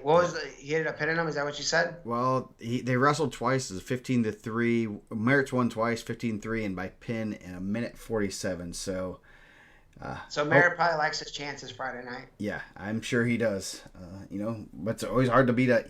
There's a lot more pressure on this one, so it should be interesting. Yeah, and you're talking. Then you get a possible rematch of the Al Smith semifinals? Yeah, semis.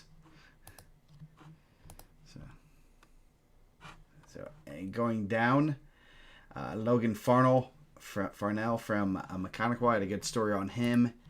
Versus Cameron Crisp, Maryville, Cascade, Michael Hutchison, and then Nathan Powell from Carmel. So the token Cascade Carmel matchup and the token Mechanical Maryville matchup. We'd have to go back and see how many times that's happened in the history of the state finals. Farnell's really, really good, man. I think I was really impressed with him last year. I know you said he's tough to wrestle. Cameron Crisp is a bigger, strong kid, too. I know he wrestled some 80. I believe he wrestled 82 last year. Came down from 70 this year. He was in that match with Schaefer in the 3rd and 4th place match and went for a headlock late. Ended up losing. Not the spot you want to be in. Farnell's wrestling really well. Hutchinson, show-stopping, man. I did not have him beating Jed Praxel. I did not. And he went out there, and like I said, like, whatever they're doing at Cascade, those guys are believing it, and it's going to be really tough to pick against them 2 weeks in a row. Yeah. Because when you start, like, getting kids to believe in themselves and make a run, I think that's always a dangerous recipe for success. I'm sure there wasn't a lot of people, and I don't have the pick'ems in front of me, that were picking that. Like, Praxel had been wrestling really well, was undefeated, and they said they went out and, really picked it apart, and he wrestled his match, and sent a guy that didn't have any losses home. That's pretty impressive, to say the least. Really impressive because of, Praxel had a really good IPO too. Nathan Powell has a really good mullet. You wouldn't expect that from a Carmel. You'd expect that more, Hobart. Maybe you get some of that over at Perry Meridian. Not as much Carmel, but he looks like he's strong, solid, wrestles at a high pace. I'm sure Coach Pendowski, I have him ready to go. That'll be a good one Friday night. Yeah. Then you go down wrong one. Quarter bracket. or half bracket. Luke Kemper, Zach Huckabee. Huckabee is a returning qualifier. Levi Abbott from Cowan and AJ Steinbeck from Penn. Steinbeck looking to get his first medal in a really good possession. Of course, you really don't. I mean, Abbott probably has a headlock sitting in his back pocket, so that's something you always got to watch out for. So, we got 5, 18, and 6 here, so real solid quarter bracket.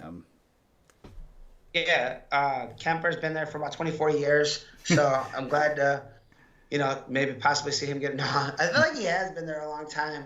Won the semi-state. I think he's struggled with Praxel, so I'm sure he'll be sending a Christmas card to the Hutchinson household. Huckabee did not, being a 4, it's always going to be really tough. Abbott's, solid, man, 33 and 4. AJ Steinbeck, I've been really impressed with this year. I thought he's wrestled Sam going probably the best of anyone in Indiana that I've seen Sammy wrestle. But man, there hasn't been a lot of 4-time just qualifiers, right? Mm-hmm. Yeah. I know Eric Keith was close one time, and he ended up winning a state title his last year. So, yeah, that should be a good quarter bracket. Then the last quarter, Brenton Russell, Warren Central. Braden Moore, Charlestown, unranked, and then Ben Schaefer and Connor Watts. That, I believe, is another rematch. I pull up my... Schaefer beat him at the Al Smith. Yes. I know Schaefer had a really good Al Smith. Yeah, and Watts reversed a loss from Al Smith via the technical fall last week. Big one. Yeah. Yeah. He lost to Pleak, what was it, 7-5 at Al Smith, and Tech mauled him in the ticket round. I know that was... Why you gonna say it like that? Because of what it was. It was like... Caleb was in the suite with us, and he's like... Obviously, he likes his Gymtown guys, and he's like, just like, what is going on here? This is... I expected some kind of grinding match, and he's just putting points up, and it was pretty impressive, so... You had that Maggard magic, bro. You just said 80% on Friday night. Yep. He the pressure's on now. If he loses one of those 2 matches, he's going to drop from number 1. And I know there's only one spot for Maggard to be, and he's always number 1 in our hearts at least. Well, not only is he number 1 at the winning percentage Friday night, if he puts you in a half, I heard he can pin you. Yes, yes. Yeah, we're gonna have to get. Al Smith's pretty good. There's a lot of guys that are in this tournament wrestled at Al Smith. Yeah, I'd like to. Might have to put that stat together here soon. That'd be a good one. I know Schaefer's wrestling well. He's pretty scrappy, but I've always been impressed with Watts. I think I've had him in the rankings. I think last year he lost in the semi-state. This year, punching his ticket, got to the finals. Brenton Russell, I was really impressed with the Al Smith. I thought that it was one of the guys I walked away and thought, like, man, that dude is a beast. Braden Moore, another guy, unranked to the state, unranked to the semi-state. Congratulations. Killed it, man. I blame Dustin. Was that the only one that had semi-state rankings that didn't get anyone that wasn't unranked in the semi-state? Yeah. Well, come on, man. Let's go. Well, you said Newcastle. Newcastle had, who was it? It was Richardson. So. Okay. But, Brandon Russell wrestling real well. I would assume... Did he have 2 losses at Al Smith? 2 or 3. He wrestled. His third loss is to Chase Wagner, and that was not at Al Smith. So he lost to Goen and Merritt. Yeah, two the guys that are pretty good. They're all 3 of his losses are still in the bracket. So, wrestling well at the right time and put himself in a really good spot. Yep. So 170. Start off with our guy Kyle Harden. Cathedral, Isaac Valdez. Ooh, that's going to be an interesting. They did not hit up at the Al Smith. Then you got the token Kokomo Tell City matchup. Again, I'd love to see the history. How many times these guys have met up? Jaquan East having a real good senior year, 41-2. Noah Terry from Tell City. I don't know. We've said we don't need to beat a horse anymore, but yeah, that should be a good match right there. 16-22, 4-15. Valdez Harden should be an interesting one. Yeah, Harden, real talented freshman. Another really good win to get into the state tournament, to get to the state finals. We had talked about that last week, kind of highlighted that one. I believe they had split at that point, right? Yeah. Yeah. Valdez, returning state qualifier. I thought he wrestled really well in the ticket round. I thought he wrestled Costello really tough in the semis. And then third and fourth place match, I don't think he wrestled his best match. And then you draw a guy that's just a hammer.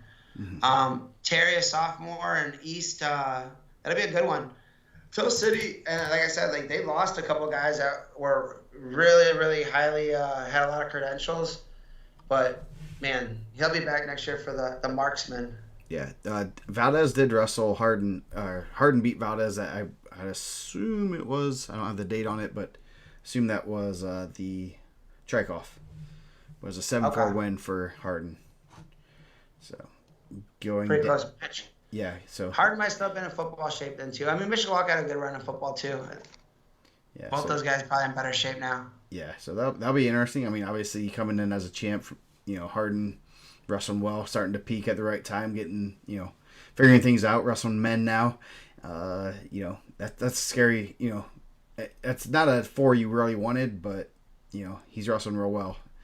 So. Is his dad gonna be making wings at Gamebridge in the in the parking garage? Is that illegal? I don't know. I haven't asked yet. I haven't. I don't know. Maybe we'll be invited out for lunch there or whatever. I'm up. I'm game for it. I know Rocco's coming, so he's probably gonna be gnawing down on that chicken on a bone, as he calls it. Chicken on a bone. Yeah. He's like, I want some chicken on a bone. So, going down, you got Cody Goodwin starting to hit stride, which is a scary thing for his opponents. Zach Wagner from Hamilton Southeastern, Noah Klauser, Braxton Russell. So that's going to be a really fun quarter bracket. 2-10, 3 and 11. I think Zach Wagner likes to cradle too, if I remember correctly. I think he likes to lock up cradles. Cody Goodwin went away from the cradle this week in the finals. He went to the legs. It didn't look as good as the cradle. I'm not gonna lie. Not as good with the legs as he is with the cross-face cradle. Still was able to pull out a dub. Cody puts on exciting matches. Yeah, there's no doubt about that. In the semifinals, I think that he got hit for, was it the semis or maybe the ticker round? He got dinged for a point. He's not one to shy away from some physical contact. I think he gave a little extra shove. I think he felt like his headgear was pulled down real hard, and he gave a shove back, and they hit him for a point, and then he proceeded to get a fall. I think it was the ticket round. Nice. So. And Klauser, I didn't hear how he looked on Saturday. I know he had banged his knee up. I know someone had sent me a picture. He was wearing a pretty sizable brace. Center Grove, that's one of their horses, man. Like, he's a guy right in the mix to get to the semis.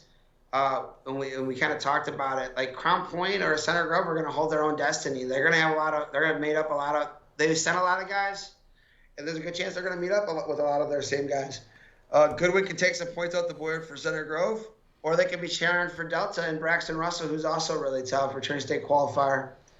I don't know how healthy Klauser is, but a healthy Klauser is pretty dangerous. Yeah, that should be a good quarter bracket there.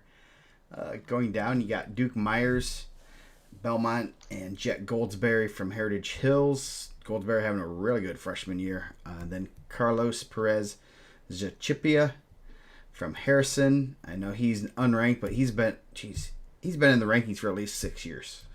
Yeah, another one of those names I've seen. I'm like, dude, this guy has to have been held back 6 times, and so. And then he has Anthony Cashman, so should be a good match. Did Cashman and Myers wrestle? I don't think they did. Maybe they did.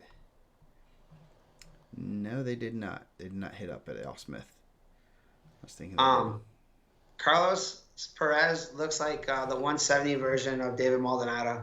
They're nice. Both the same. But I think they might be the same height, too, which is even scarier. That's a guy I liked for the last couple of years. I wanted to find a way to get him in the rankings. We don't get a ton of stuff. Now my boy Wrestling Scholar has been a little bit MIA. I'm not getting as much Harrison notes. So I didn't get to know. I know he had some losses, so it's tough to put him in there because the first time you put someone in there that has a loss you're not aware of, you get that instant message, well, I beat that guy. And then you're like, oh, okay. So it's always tough. Cashman, real good. We talked about wrestled a lot this summer, got a lot better. Warren Central had a really good day Saturday. That should be a good one. Jet Goldsberry, I believe he lost at middle school state to Vinnie Freeman. That could be a good match Friday night. But Duke Myers, I mean, got the pedigree, medaled last year. I'm sure he's looking for another medal. Took care of business at the Fort Wayne semi-state in a pretty crowded 170. I mean, he's really had Tanner Reed's number. Yes, he has. Yeah.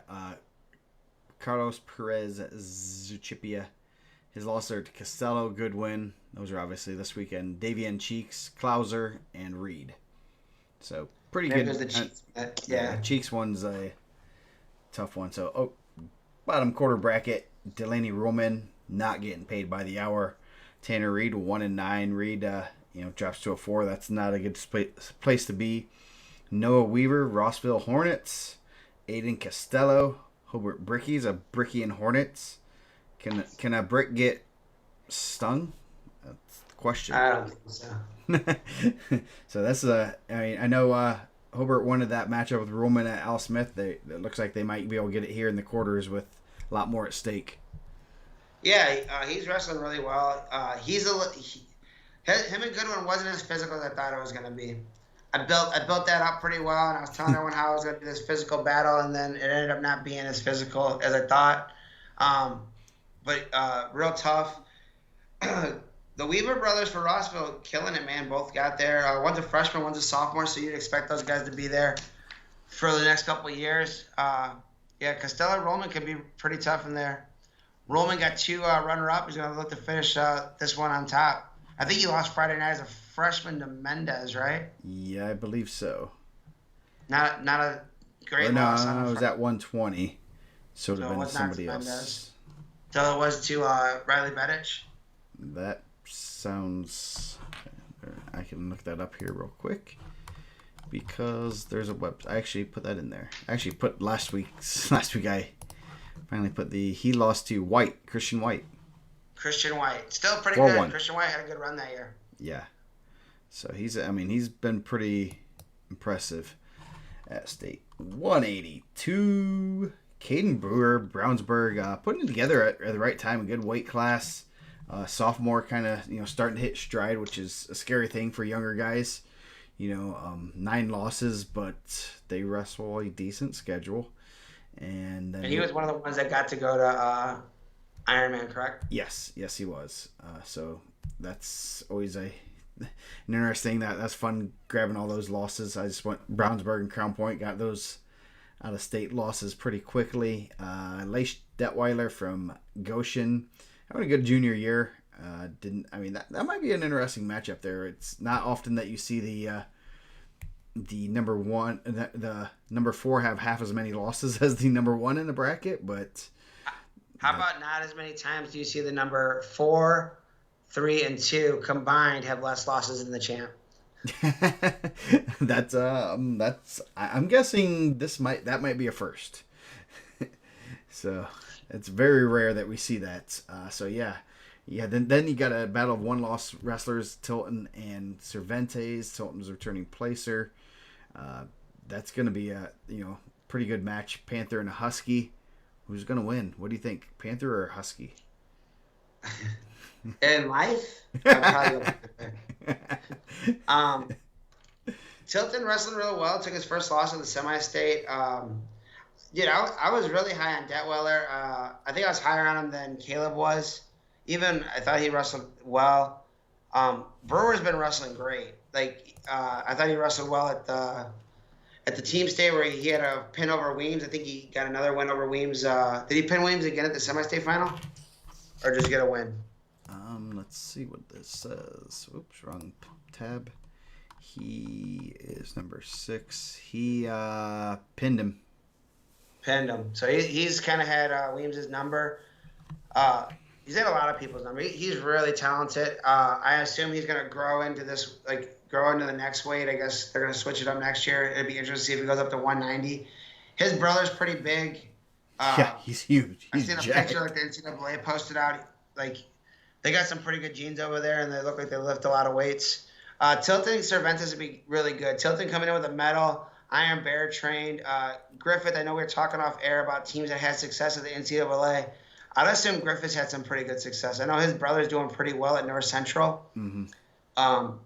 He had a medal his senior year. I mean, his one loss, he ran into a buzzsaw, man. I think of all the guys in the finals, I thought that Orlando Cruz looked like one of the best. Yeah. Yeah, no, it should be an interesting quarter bracket there. I could honestly see almost anyone going through there. Detweiler's tough. He's kind of sneaky good. I mean, his only losses are to VZ, Lone, and then who's the last? Who else? Hunter Page, and he defaulted his last match. I don't know what was actually exactly going on. So interesting. I mean, if he's close to 100%, that could be a tough matchup for Brownsburg right there. Yeah, 82 at 4-1 was pretty nasty. Yeah. Those four are pretty good. Especially in a way with a guy that's an absolute hammer. You wouldn't expect all those guys to kind of chase that weight. Going down, you got, speaking of the hammer, the Al Capone VZ. He's good at wrestling, and he makes it look easy. I mean, it's just, watching him is, it's I hate it. Because it's like, oh, you just snap him down and go behind. Yeah, it's that easy, guys. And I'm just watching it, like sitting there with some coaches and stuff. It's like, this is ridiculous. Just stop. You're making us look bad. So, got tough Jackson Fox. Fox wrestled 95 pretty much up until their duel with Brownsburg late. So, that should be interesting right there. Obviously, Columbus East guys are always going to be goers. They're going to get after you. They're going to be in your face for 6 minutes. That's not a match you want Friday night. I don't want to wrestle a Columbus East kid on Friday night. Vinny Freeman, been in and out of the rankings. Mike Durham, Warren Central, unranked and 7th ranked guy. So that's good quarterback at there. All four teams at the Al Smith. Vinny Freeman was not at the Al Smith. He got to go to the bowl game for Notre Dame, which, I'm not jealous of at all. I like to be at the Al Smith. But yeah, that'd be a good one. VZ's obviously really good. Vinny Freeman, a middle school state champ. Really tough weight. VZ did it last year. Now he's breaking in as a freshman at a grown man weight, honestly. Mm-hmm. And he looked really good Saturday. I mean, he ran into Cruz in the semis. But the 3rd and 4th place match, I thought he was going to struggle there, and I thought that he looked really slick against Ethan Pop. That's a good one. That could be a good one. Vinny Freeman, Mike Durham, Friday night to possibly get VZ. VZ's really, really good. I'm happy that it ended up splitting the way it is. It's kind of like it almost looked like it got seeded up a little bit. Maybe. I mean, you got VZ Cruz, opposite sides. That could be a good final rematch of the Al Smith. Yep. Going down, you got Orlando Cruz just cruising along. Braden Tincher, Eastern Hancock. Good to see Eastern Hancock at state. Wonder what their last qualifier was. I'll look that up. The Bray Emrine back in the state finals after an injury sidelined him last year, and then Cade Lone, who has a state medal. So, two guys with some state experience. That's gonna be a good one right there. Yeah, Emrine and Lone. Emrine, real big guy. I think he's a big move guy. I think he's pretty solid. I know he's had some pretty solid losses. I know he took a couple at I think at Evansville Mater Dei. Cade Lone, real physical wrestler. Trying to match his brother and get under the lights. We're going to have a tough one against Cruz. Again, Tincher, a guy unranked to the semi-state, unranked to the state. I know he was on the watch list of the semi-state. I think he's been on the watch list for like 3 years, honestly. Cruz, really, really impressive. I think that he looked really good on Saturday. Mm-hmm. Yeah. Eastern Hancock has had a qualifier in 2021. They've only had 7 qualifiers total. 2 placers. So, that's pretty good. So, Braden Tincher looking to shock the world and become the 3rd placer. Yep. Going down, you got Brownsburg and Center Grove community cheering for him. Oh, yeah. Luke Pinola and number 5, number 22, Ethan Pop. Second time to be in the state for the Raiders. And Hunter Page, Julian Williams. That should be a real good one. Page has a state medal. This is his 3rd time to state. Only 1 loss, and that's to VZ. So that could be a real good. That's a, Center Grove hit Fort Wayne a few times in the first round, but I'm not sure if it's the Fort Wayne weights they wanted to hit at. I think I agree with that. Yeah. Luke Panola, of all the guys, I feel like I said this last week too. I think that he's really improved. I think he's looking more like his brother, like how his brother closed and he's doing as a junior. I thought his brother really came out really strong as a senior.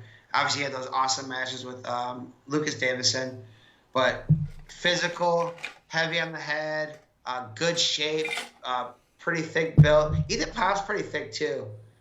He's a pretty jacked kid for Harrison. Those guys would be, they could probably take, after the match, take those guys, throw the weight bench up, throw them around. Pop had beat Cervantes last year for a ticket, and Cervantes beat him in the semifinals. Like I said, I thought Vinny Freeman wrestled him really well. Page and Weems should be a good one. Page really, really tough.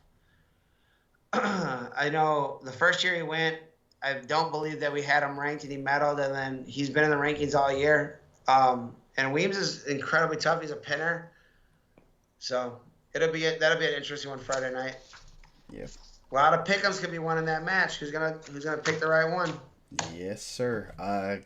195. So looks like we've lost some of our listeners, but we're going all night. Nah, we should be good. 3 weights to go. Alex Deming, Rochester, 43-0. Looked really good. Had a real good take-around match with what's his name from Adam Central? Curry from Adam Central. So then he has Cale Ailball from Clinton Central, Gunnar Henry, Brownsburg, and Donovan Blair from Wawasee. So you got a lot of losses in this quarter bracket. There's a lot of losses. That is a true statement. I agree. Straight. But Alex Demlin has 0. Yes. 0. Cale Yarbrough, I know. I believe he was in the preseason book. 38, 9-10, unranked in the state and semi-state. Congratulations. Gunnar Henry, man, 95 at Evansville was nasty. When you got a state semifinalist, essentially taking the same place he did the state finals last year in your semi-state, usually tells you that it's pretty tough. Mm-hmm. Donovan Blair, really good ticket-round match with Anthony White. Came from behind to get that win and then ran into the finals against Christian Chavez. So Henry Blair first match. Blair had a good Al Smith also. Could set up a possible Gunnar Henry Alex Demling match in the quarters. Yeah, I did get all of Ailball's losses, so I'd say he. It's one of those things that you see the losses and then like, okay, that's probably why he wasn't ranked. But this is a quarter bracket where you have 2 unranked guys, so I know you're a little bit might be a little bit nervous, but I think the guys that are ranked are a little bit favored. So next quarter bracket, Luke Hansen, 40-0, kind of quietly, having a real good year. I think everyone else kind of has a little bit more of a the prestige, and we're talking about them, but he's had good year. Chad Washburn made the state as a freshman at this weight and back again. Shady's back again. Neil Johnson, New Prairie, and John Purdy there. So this will be a fun one. Oh yeah. Not the draw. I would assume Neil Johnson won it for New Prairie. John Purdy, kind of a super athlete. Really good football player. Medalist, 2-time medalist. Really, really, he's tough, man. I have to go back and watch it. I didn't watch that match with Schroeder, but I think they split now, right? They're going to try to look for the rubber match. Yep. Luke Hansen, also a really good football player, probably a super athlete. I assume John Purdy plays defense. Luke Hansen plays offense. They probably don't like each other. But Luke Hansen is really, really good. Yeah, that should be a good. That's a good. You got 4-12, 11-1. That should be a good quarter bracket. Well, you got some medals up top too, man. Purdy got a medal. Hansen got a medal. Henry got a medal. Demling's a qualifier. Washburn's a qualifier. Yeah. That's a lot of guys with state experience up top. Yeah, especially at a 195 where you usually have a lot of turnover from seniors graduating. Reed Schrader, another one with a medal. Basil Owens, returning state qualifier. Armin Koltukian, I'm finally figuring out how to pronounce his name. Koltukian from Concord, another state qualifier, and then Orland Foster from Connorsville, the only one in that quarter bracket without any state experience. At least I'm double checking to make sure. Reed Schrader, really, really tough, man. I thought like he did something really cool last year after the state finals. He got a medal, and then immediately went to the board and was like, "Hey, I want to wrestle all summer. Like, if anyone has teams, I want to jump on." And I think like, anyone's gonna be looking. They do a ton of teams. If you want to get better, just keep wrestling. Like, there's probably a number of matches, which I'm not sure what it is, that if you wrestle through the summer, you're gonna get better. You're just gonna get a better feel. Basil Owens. Real good ticket round match. 2-time state qualifier now for Tippecanoe Valley. I know he spent some time at 82. That's a tough draw. Armin Kartukian, that dude is jacked. Yes. Like that's a dude, like, they posted on Twitter, and I was like, man, high school kids are not supposed to be that big and strong. He hit some double legs that were just, I mean, he wrestled the Homestead kid in the ticket round, and the Homestead kid I thought might be able to, grind it out and keep it close. He just hit a couple double legs that he could have been dinged for unnecessary roughness. That's how hard these double legs were. It was like, it was just like a football tackle. I mean, it's a freight train once he gets going. And they said he's a pretty good football player too, right? Yeah, I believe he committed to play football somewhere. I'd have to double check on the Twitter, but I think all of our Fort Wayne peeps went to sleep. Yeah. So that should be that'll be a good match right there. It'd be good to see Concord or Connorsville get a placer. Concord probably hasn't had a placer since, I'm real close. They haven't had a placer since 2014. You know who it was? You're gonna kick yourself. DeLawrence Gayfield. DeLawrence Gayfield. 120-pounder. That him and who was it? East Noble kid. Crap. Knapp used to always battle it out. Oh yeah. Yeah. So, and he had him, Knapp, and Fairfield kid, Fairfield brothers. Shoot, I can see their faces, and I should know these names. They had a long name. One wrestled Chad for a final. Yeah. Oh, jeez. Why am I failing on this? Anyway. Cheesy Pete's. I feel like an idiot not knowing those names because I should know them because they're good people. It's getting late. Yeah. Anyway. So. Going down. Last quarter bracket. Christian Chavez undefeated. Not the draw he wanted. Caden McConnell, Center Grove, rematch at Al Smith Finals. That was a 3-1 overtime match or 4-2, some overtime match. Then number 9 Wyatt Woodall, and number 22 Nash Schubert.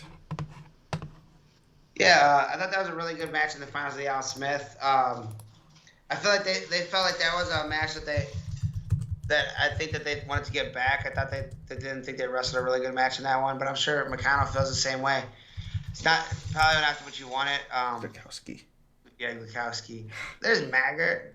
Maggart's still listening. Wyatt Woodall punched his ticket 35-1, and Nash Schubert a really solid season 22-6 for Elkhart. So a couple of juniors in the mix down there with a couple of seniors. So yeah. Should be a good quarter bracket with. Again, I would assume that the Bulldog faithful will be cheering for the Caveman. Definitely right there. I know Nick Weishon, a big Christian Chavez fan. Yes, he is. Chavez. Might be stepbrothers. Could be. Half brothers. Going down 220, Big Tommy Morrill from Columbus East wins semi-state there. Jaden Bartozek from Hanover Central, Keegan Martin, Belmont, and Devin Kendricks from Mount Vernon. So Kendricks and Martin have both wrestled. They've wrestled twice. They wrestled at Al Smith the past 2 years. They're 1-1. The rubber match comes with a reward of a state medal. So that should be a good one. A lot of underclassmen in this quarterfinal too. Bartowskis is a sophomore, Martin a junior, and Kendricks a sophomore. So that'll be a good one Friday night. Martin and Kendricks. I know Kendrick had a really good summer. So Martin ranked up, higher. I was gonna say I looked at the semi-state rankings first. Congratulations to Coach Bradbury getting a state qualifier there. Mm-hmm. That's awesome. Not the draw you want, Tommy Morrow, but last year, East Chicago, Will Clark, I believe, Paul Clark beat Tommy Morrow Friday night in a really good match. I'm sure Coach Cooper had him ready to roll. His only loss is to Clark, the other Clark, Will. So that'll be an interesting matchup on Friday. Yep. He's a young, big, strong kid. He has a good gas tank.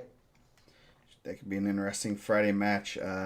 Next quarter bracket, Will Clark, Spencer Watson from Tri-West, Austin Hastings from Noblesville, and Brady Beck, a 2-4. 1, 2, and 4 in that quarter bracket. Yeah. Yeah, they said they weren't very happy with that. They said that we should be able to seed it. I think you could see the top 4. I don't think you're going to individually seed every kid. I mean, that's just kind of how the bracket fades out sometimes. Yes, it is. So that's going to be a good one. Number 2 and 4 in the first round. Yeah, a couple of juniors too. Beck taking his first loss at the semi-state. Hastings, real tough. Another, Coach Weimer kid. I know he's really good. That'll be a good one. Will Clark wrestling really well, man. I thought the Clark brothers closing out we were actually doing the score of Crown Point versus the semi-state, and if they didn't have a kid qualify, we gave the other team 6. And they closed out with both Clark boys, I think, ended up getting falls. Nice. Yeah, the Hastings and Beck have wrestled twice. Beck won 3-1 overtime and 9-6. So third time's maybe a charm for Noblesville, but that's going to be an interesting one. Or is that at North Montgomery? Yes. It's tough to beat anyone 3 times, man, especially good people. Yep. Going down, Jelante Hinton, Northrop. Is Weimer rocking the mustache right now? Oh, yeah. Yes. So. Ken McCoy said Spencer's the bracket buster. Uh-oh. I'm sure Brownsburg will be cheering hard for him. Jelante Hinton, Northrop, Hayden Ball, Triton Central, Nate Johnson, and Cole Ciccone from McCutcheon. Hinton is he's kind of matured a lot and wrestling really well, really, smart, kind of it's scary how good he's wrestling right now, and, beating some guys that are, that were beating him in the previous couple of years that, just use just solid technique and just solid positioning, and he's beating them now, and that could be, he could make a run to the finals, honestly. It's that bottom half bracket is kind of wide open. Yeah, he's a guy that has all the ability. I thought he had a really bad Friday night match last year. I just didn't think that it was a very well wrestled match for him. I mean, This is his 3rd time there. There shouldn't be any. The nerves should be gone now. Hayden Ball unranked, semi-state and state. Congratulations, 26-6. Nate Johnson coming down as returning state qualifier at heavyweight. He has some big move capabilities too. Cole Ciccone, he's a big, strong kid. He ran into Will Clark in the finals, but put himself in a good spot. I mean, that'll be a good Friday night matchup. Will Clark has a lot of ways to beat you. He can, he's pretty athletic. He can shoot. He can throw. Pretty good body lock. To get him getting a fall, but sophomore from McCutcheon, that could be a good one on Friday. A couple big, strong kids. Yep. Last quarter bracket, Brandon. My boy Brandon Barton said he has a motor, so if it goes deep waters. Yep. Nate Johnson has a nice mullet and a nice headlock too, so deadly combination. He's definitely not getting paid by the hour. Yeah. So maybe a strategy, a little game planning going on there. Next one, Brandon Johnson, Jackson New. I believe that is a rematch. They wrestled earlier in the year. And then Clayton Deutschler from New Prairie, Alex Rose. Rose coming up from 82, state qualifier. Brandon Johnson having a real good junior year. He has a couple big guys to work with, so it's his own fault if he doesn't get better. Yeah, we talked about that last week. I think he was in a weird spot, and I thought he's been wrestling really well. I think Jackson New was the first big win that kind of got him on the map, got him into the rankings. Deutschler, what is it? Deutschler. for New Prairie. He ended up placing higher at the semi-state than he did at the regional. He was a 4 coming in, kind of backdoored his way in and ended up third at the semi-state. Alex Rose was really, really tough, 37-4, returning medalist, or he's a qualifier, returning qualifier. Mm-hmm. So that'll be a good one Friday night, and then the rematch of Johnson and Jackson. Yeah, and Jackson News wrestling real well. He kind of peaks at the right time, and that could, he might be able to reverse that match and give us a 4-over-1 for Fort Wayne, some Fort Wayne pride. Yeah, he's kind of tough to rank sometimes. Not that he has bad losses. I don't want to say that, but there'll be some losses where it just be like man, like how does that fit in? Like where do where can you throw him in there? Yeah. So it's tough. He lost to Johnson, Tanner, Kendricks, Kahn, beat Ciccone, Hinshaw, Kendricks, Titus Walters, bumped up and lost. Yeah, so they're not like bad losses, but it's like you got a lot of losses, dude. Quit won one of these so it's easier to rank. Yeah. So 285. Paul Clark, Austin Vanover, first round. Braden Jellison, Elkhart returning 6th place finisher. Eli Smith, who took out the 5th place finisher from last year in Jose Smith. So that's you got a 2-15, 8-18. So, some good matches coming in right there. Yeah, Austin Vanover ranked in the state, and I ranked in the semi-state. Boom. Take that. Take that, Dustin. That'd be a good one Friday night. Paul Clark's wrestling really well. He won me a dinner, so I'm trying to collect on Jose Diaz. He's trying to back out on it. No one likes someone that backs out on their bets. Jellison, returning medalist. Big, strong kid, man. Eli Smith, real solid. I thought that was a tough matchup. I know there were some people that were saying that Jose Smith should have been ranked number 1. I think there was even some discussion during one of the shows in the chat that they thought he should be number 1. Definitely made you look good there. Smith and Jellison was a 3-2 ultimate tiebreaker match. The match at Al Smith, so expect possibly you might get some bonus time there. So that could be interesting. Going down, you got Leighton Jones, Anthony Popey. 1-4, not really a good matchup for either. Andrew Just, number 9, Franklin Central. Imagine that Franklin Central has a good big guy. That's all yeah. And Zach Worm, Adam Central. He looked really good Saturday, big dude. So that should be an interesting match. And obviously Jones has been there a couple times, looking to finish wrestle his last 4 matches and win all 4 of them. Yeah, and he's kind of had Paul Clark's number. Popey ended up losing the 3rd and 4th place match. He had Clark in the semis, and then lost to Cree. He just kind of looked a little bit out of it. Has a glorious mustache. He's a gloriously mustached man.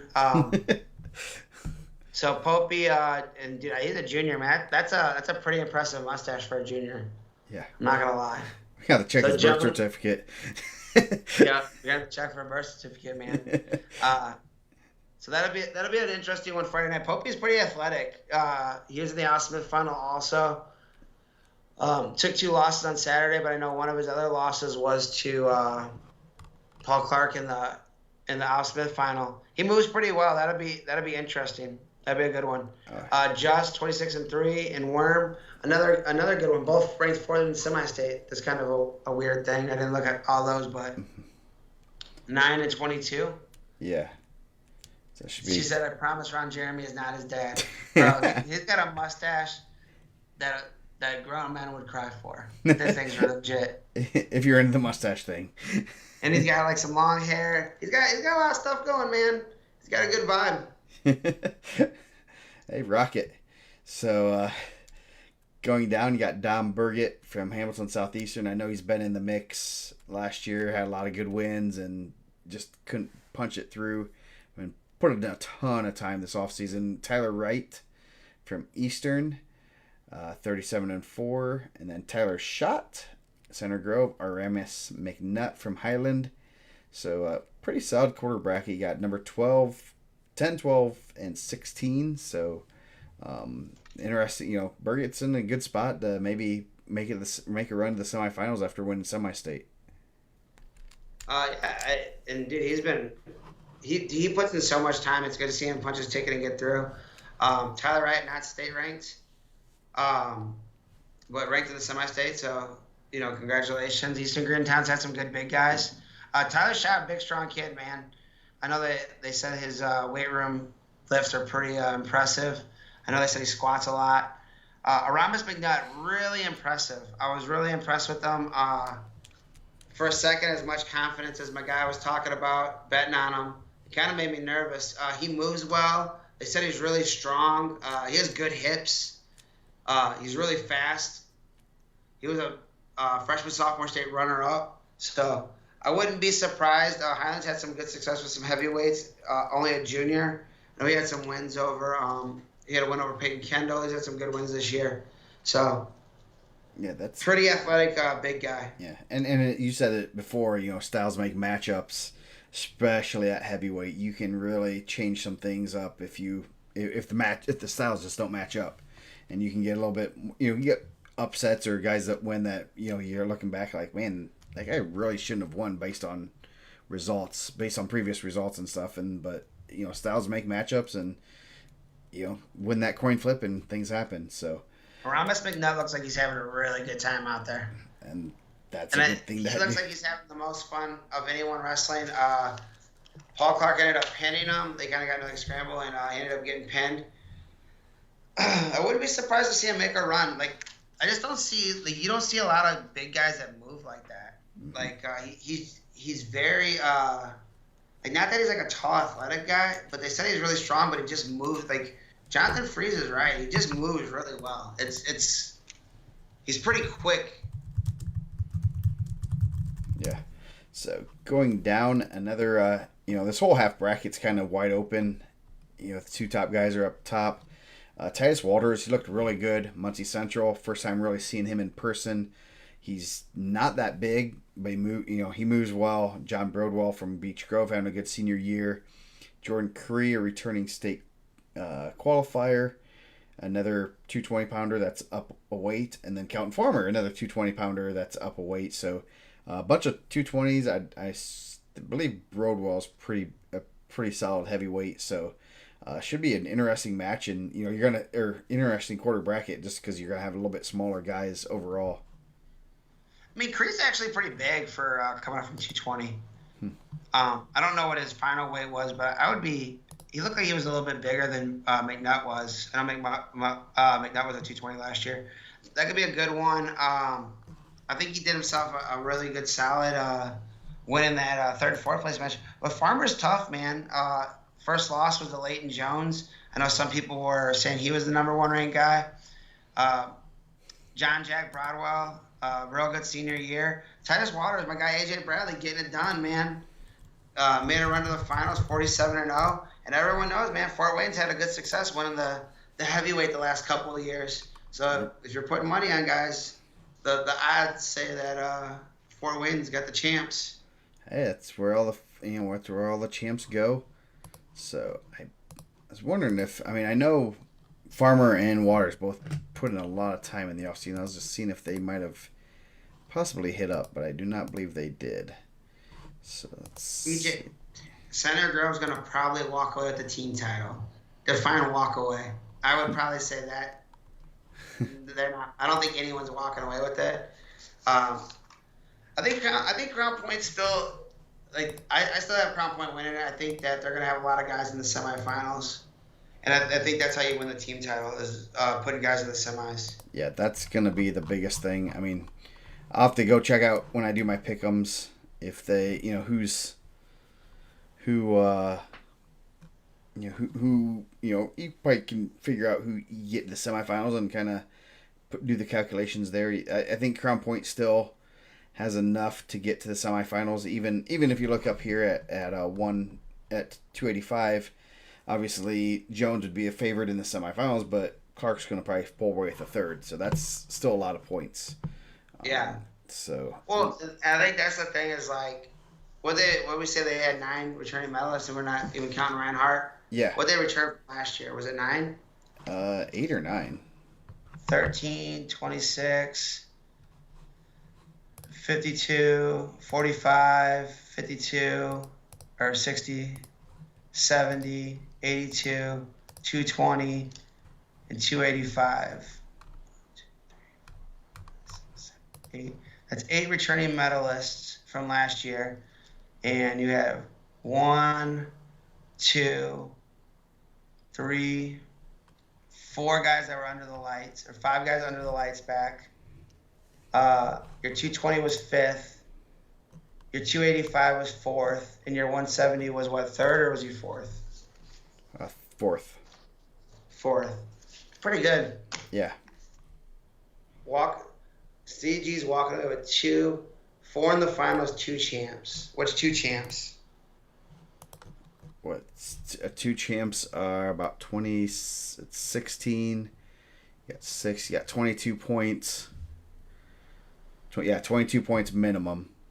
Who are the 2 champs that Center Grove is walking away with? Because I know Ball and Frazier wrestled last year in the quarterfinals, and I think he pinned him at like 156.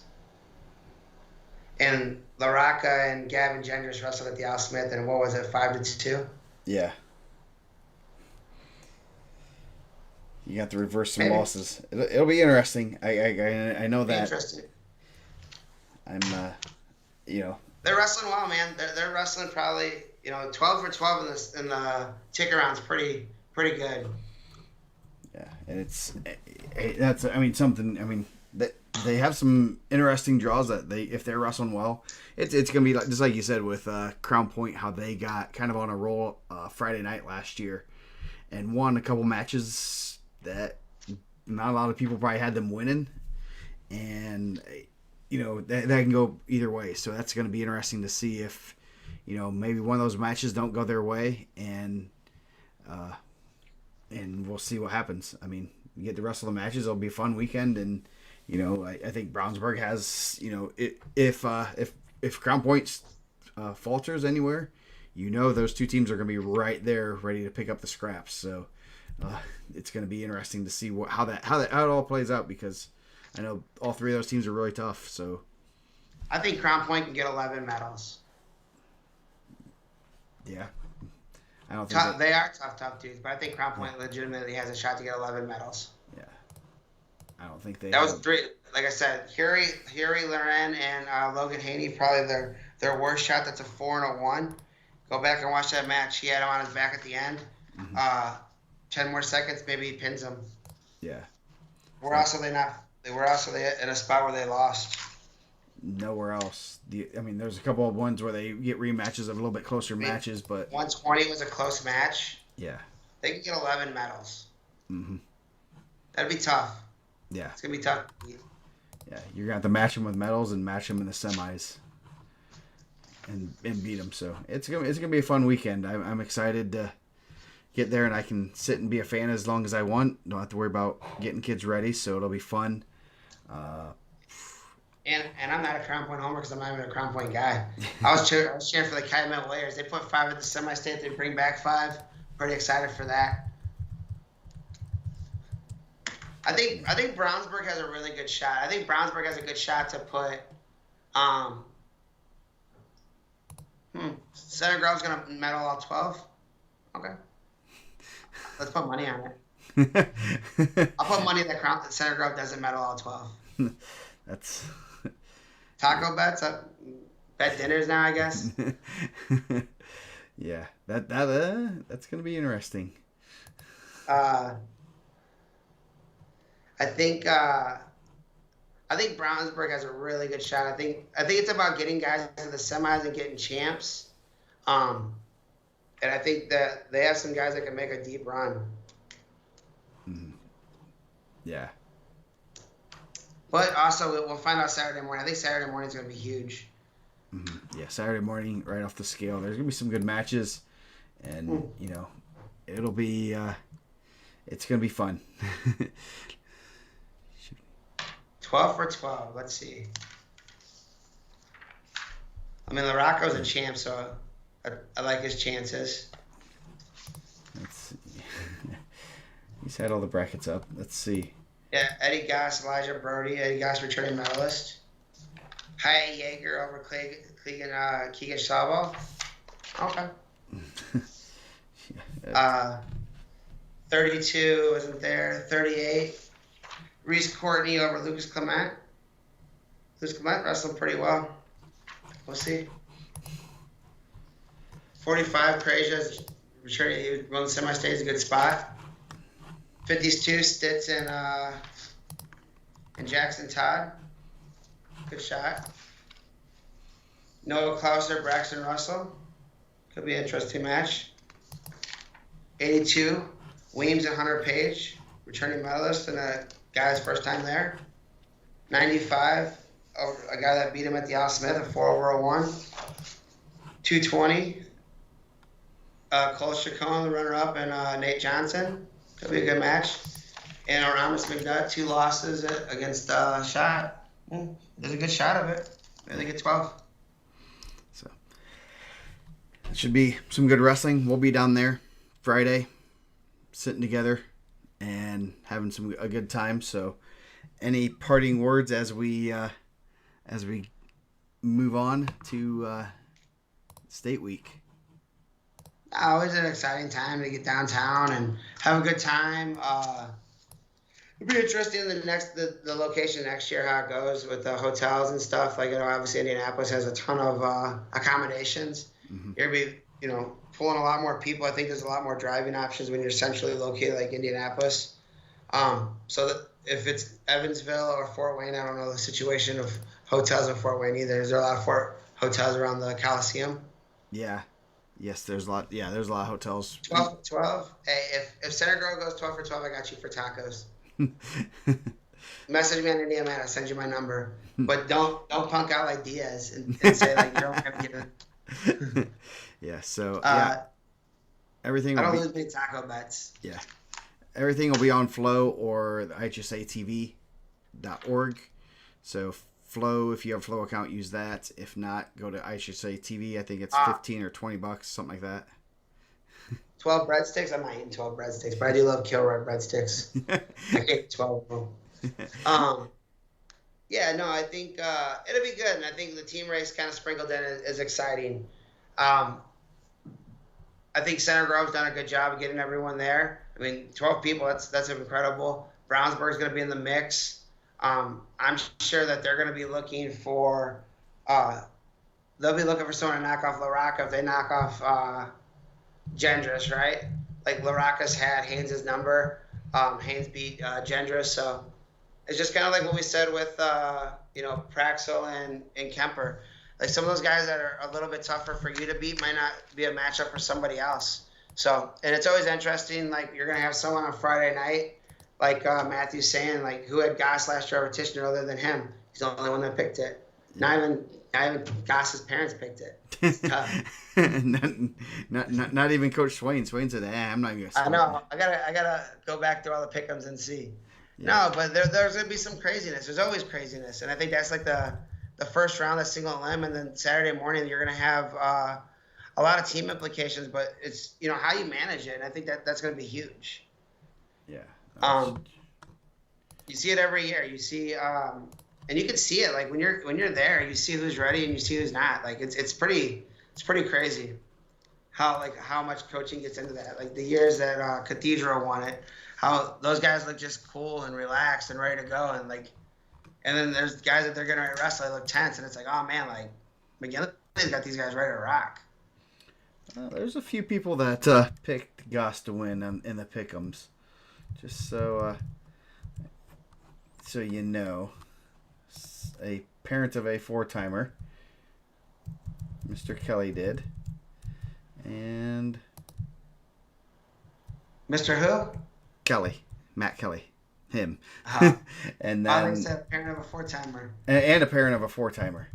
So yeah, there's at least 3 people that picked him last year. So he wasn't the only one. Is that timer currently in college? Yes. Dude, he's pretty good at the pick'ems too. Nah, she. She. What? Monica had it? Yeah. Monica killed the pick'ems last year, right? She did well. She won one of them, didn't she? I thought so. Yeah. So, anyway, we're gonna get off here. We will see you guys Friday sometime, hopefully. So come up and say hi. we'll be roaming around the greater Indianapolis area and having fun, and it's gonna be a great weekend of wrestling. Excited to do it, and I'm gonna have Matthew Kelly sneak me in some tacos. Yes. 4 times to the principal's office last week. Nice. So, well, thank you guys for joining us, and we'll be back probably next Tuesday-ish to kind of do a state recap and talk some more wrestling. So we will see you guys later.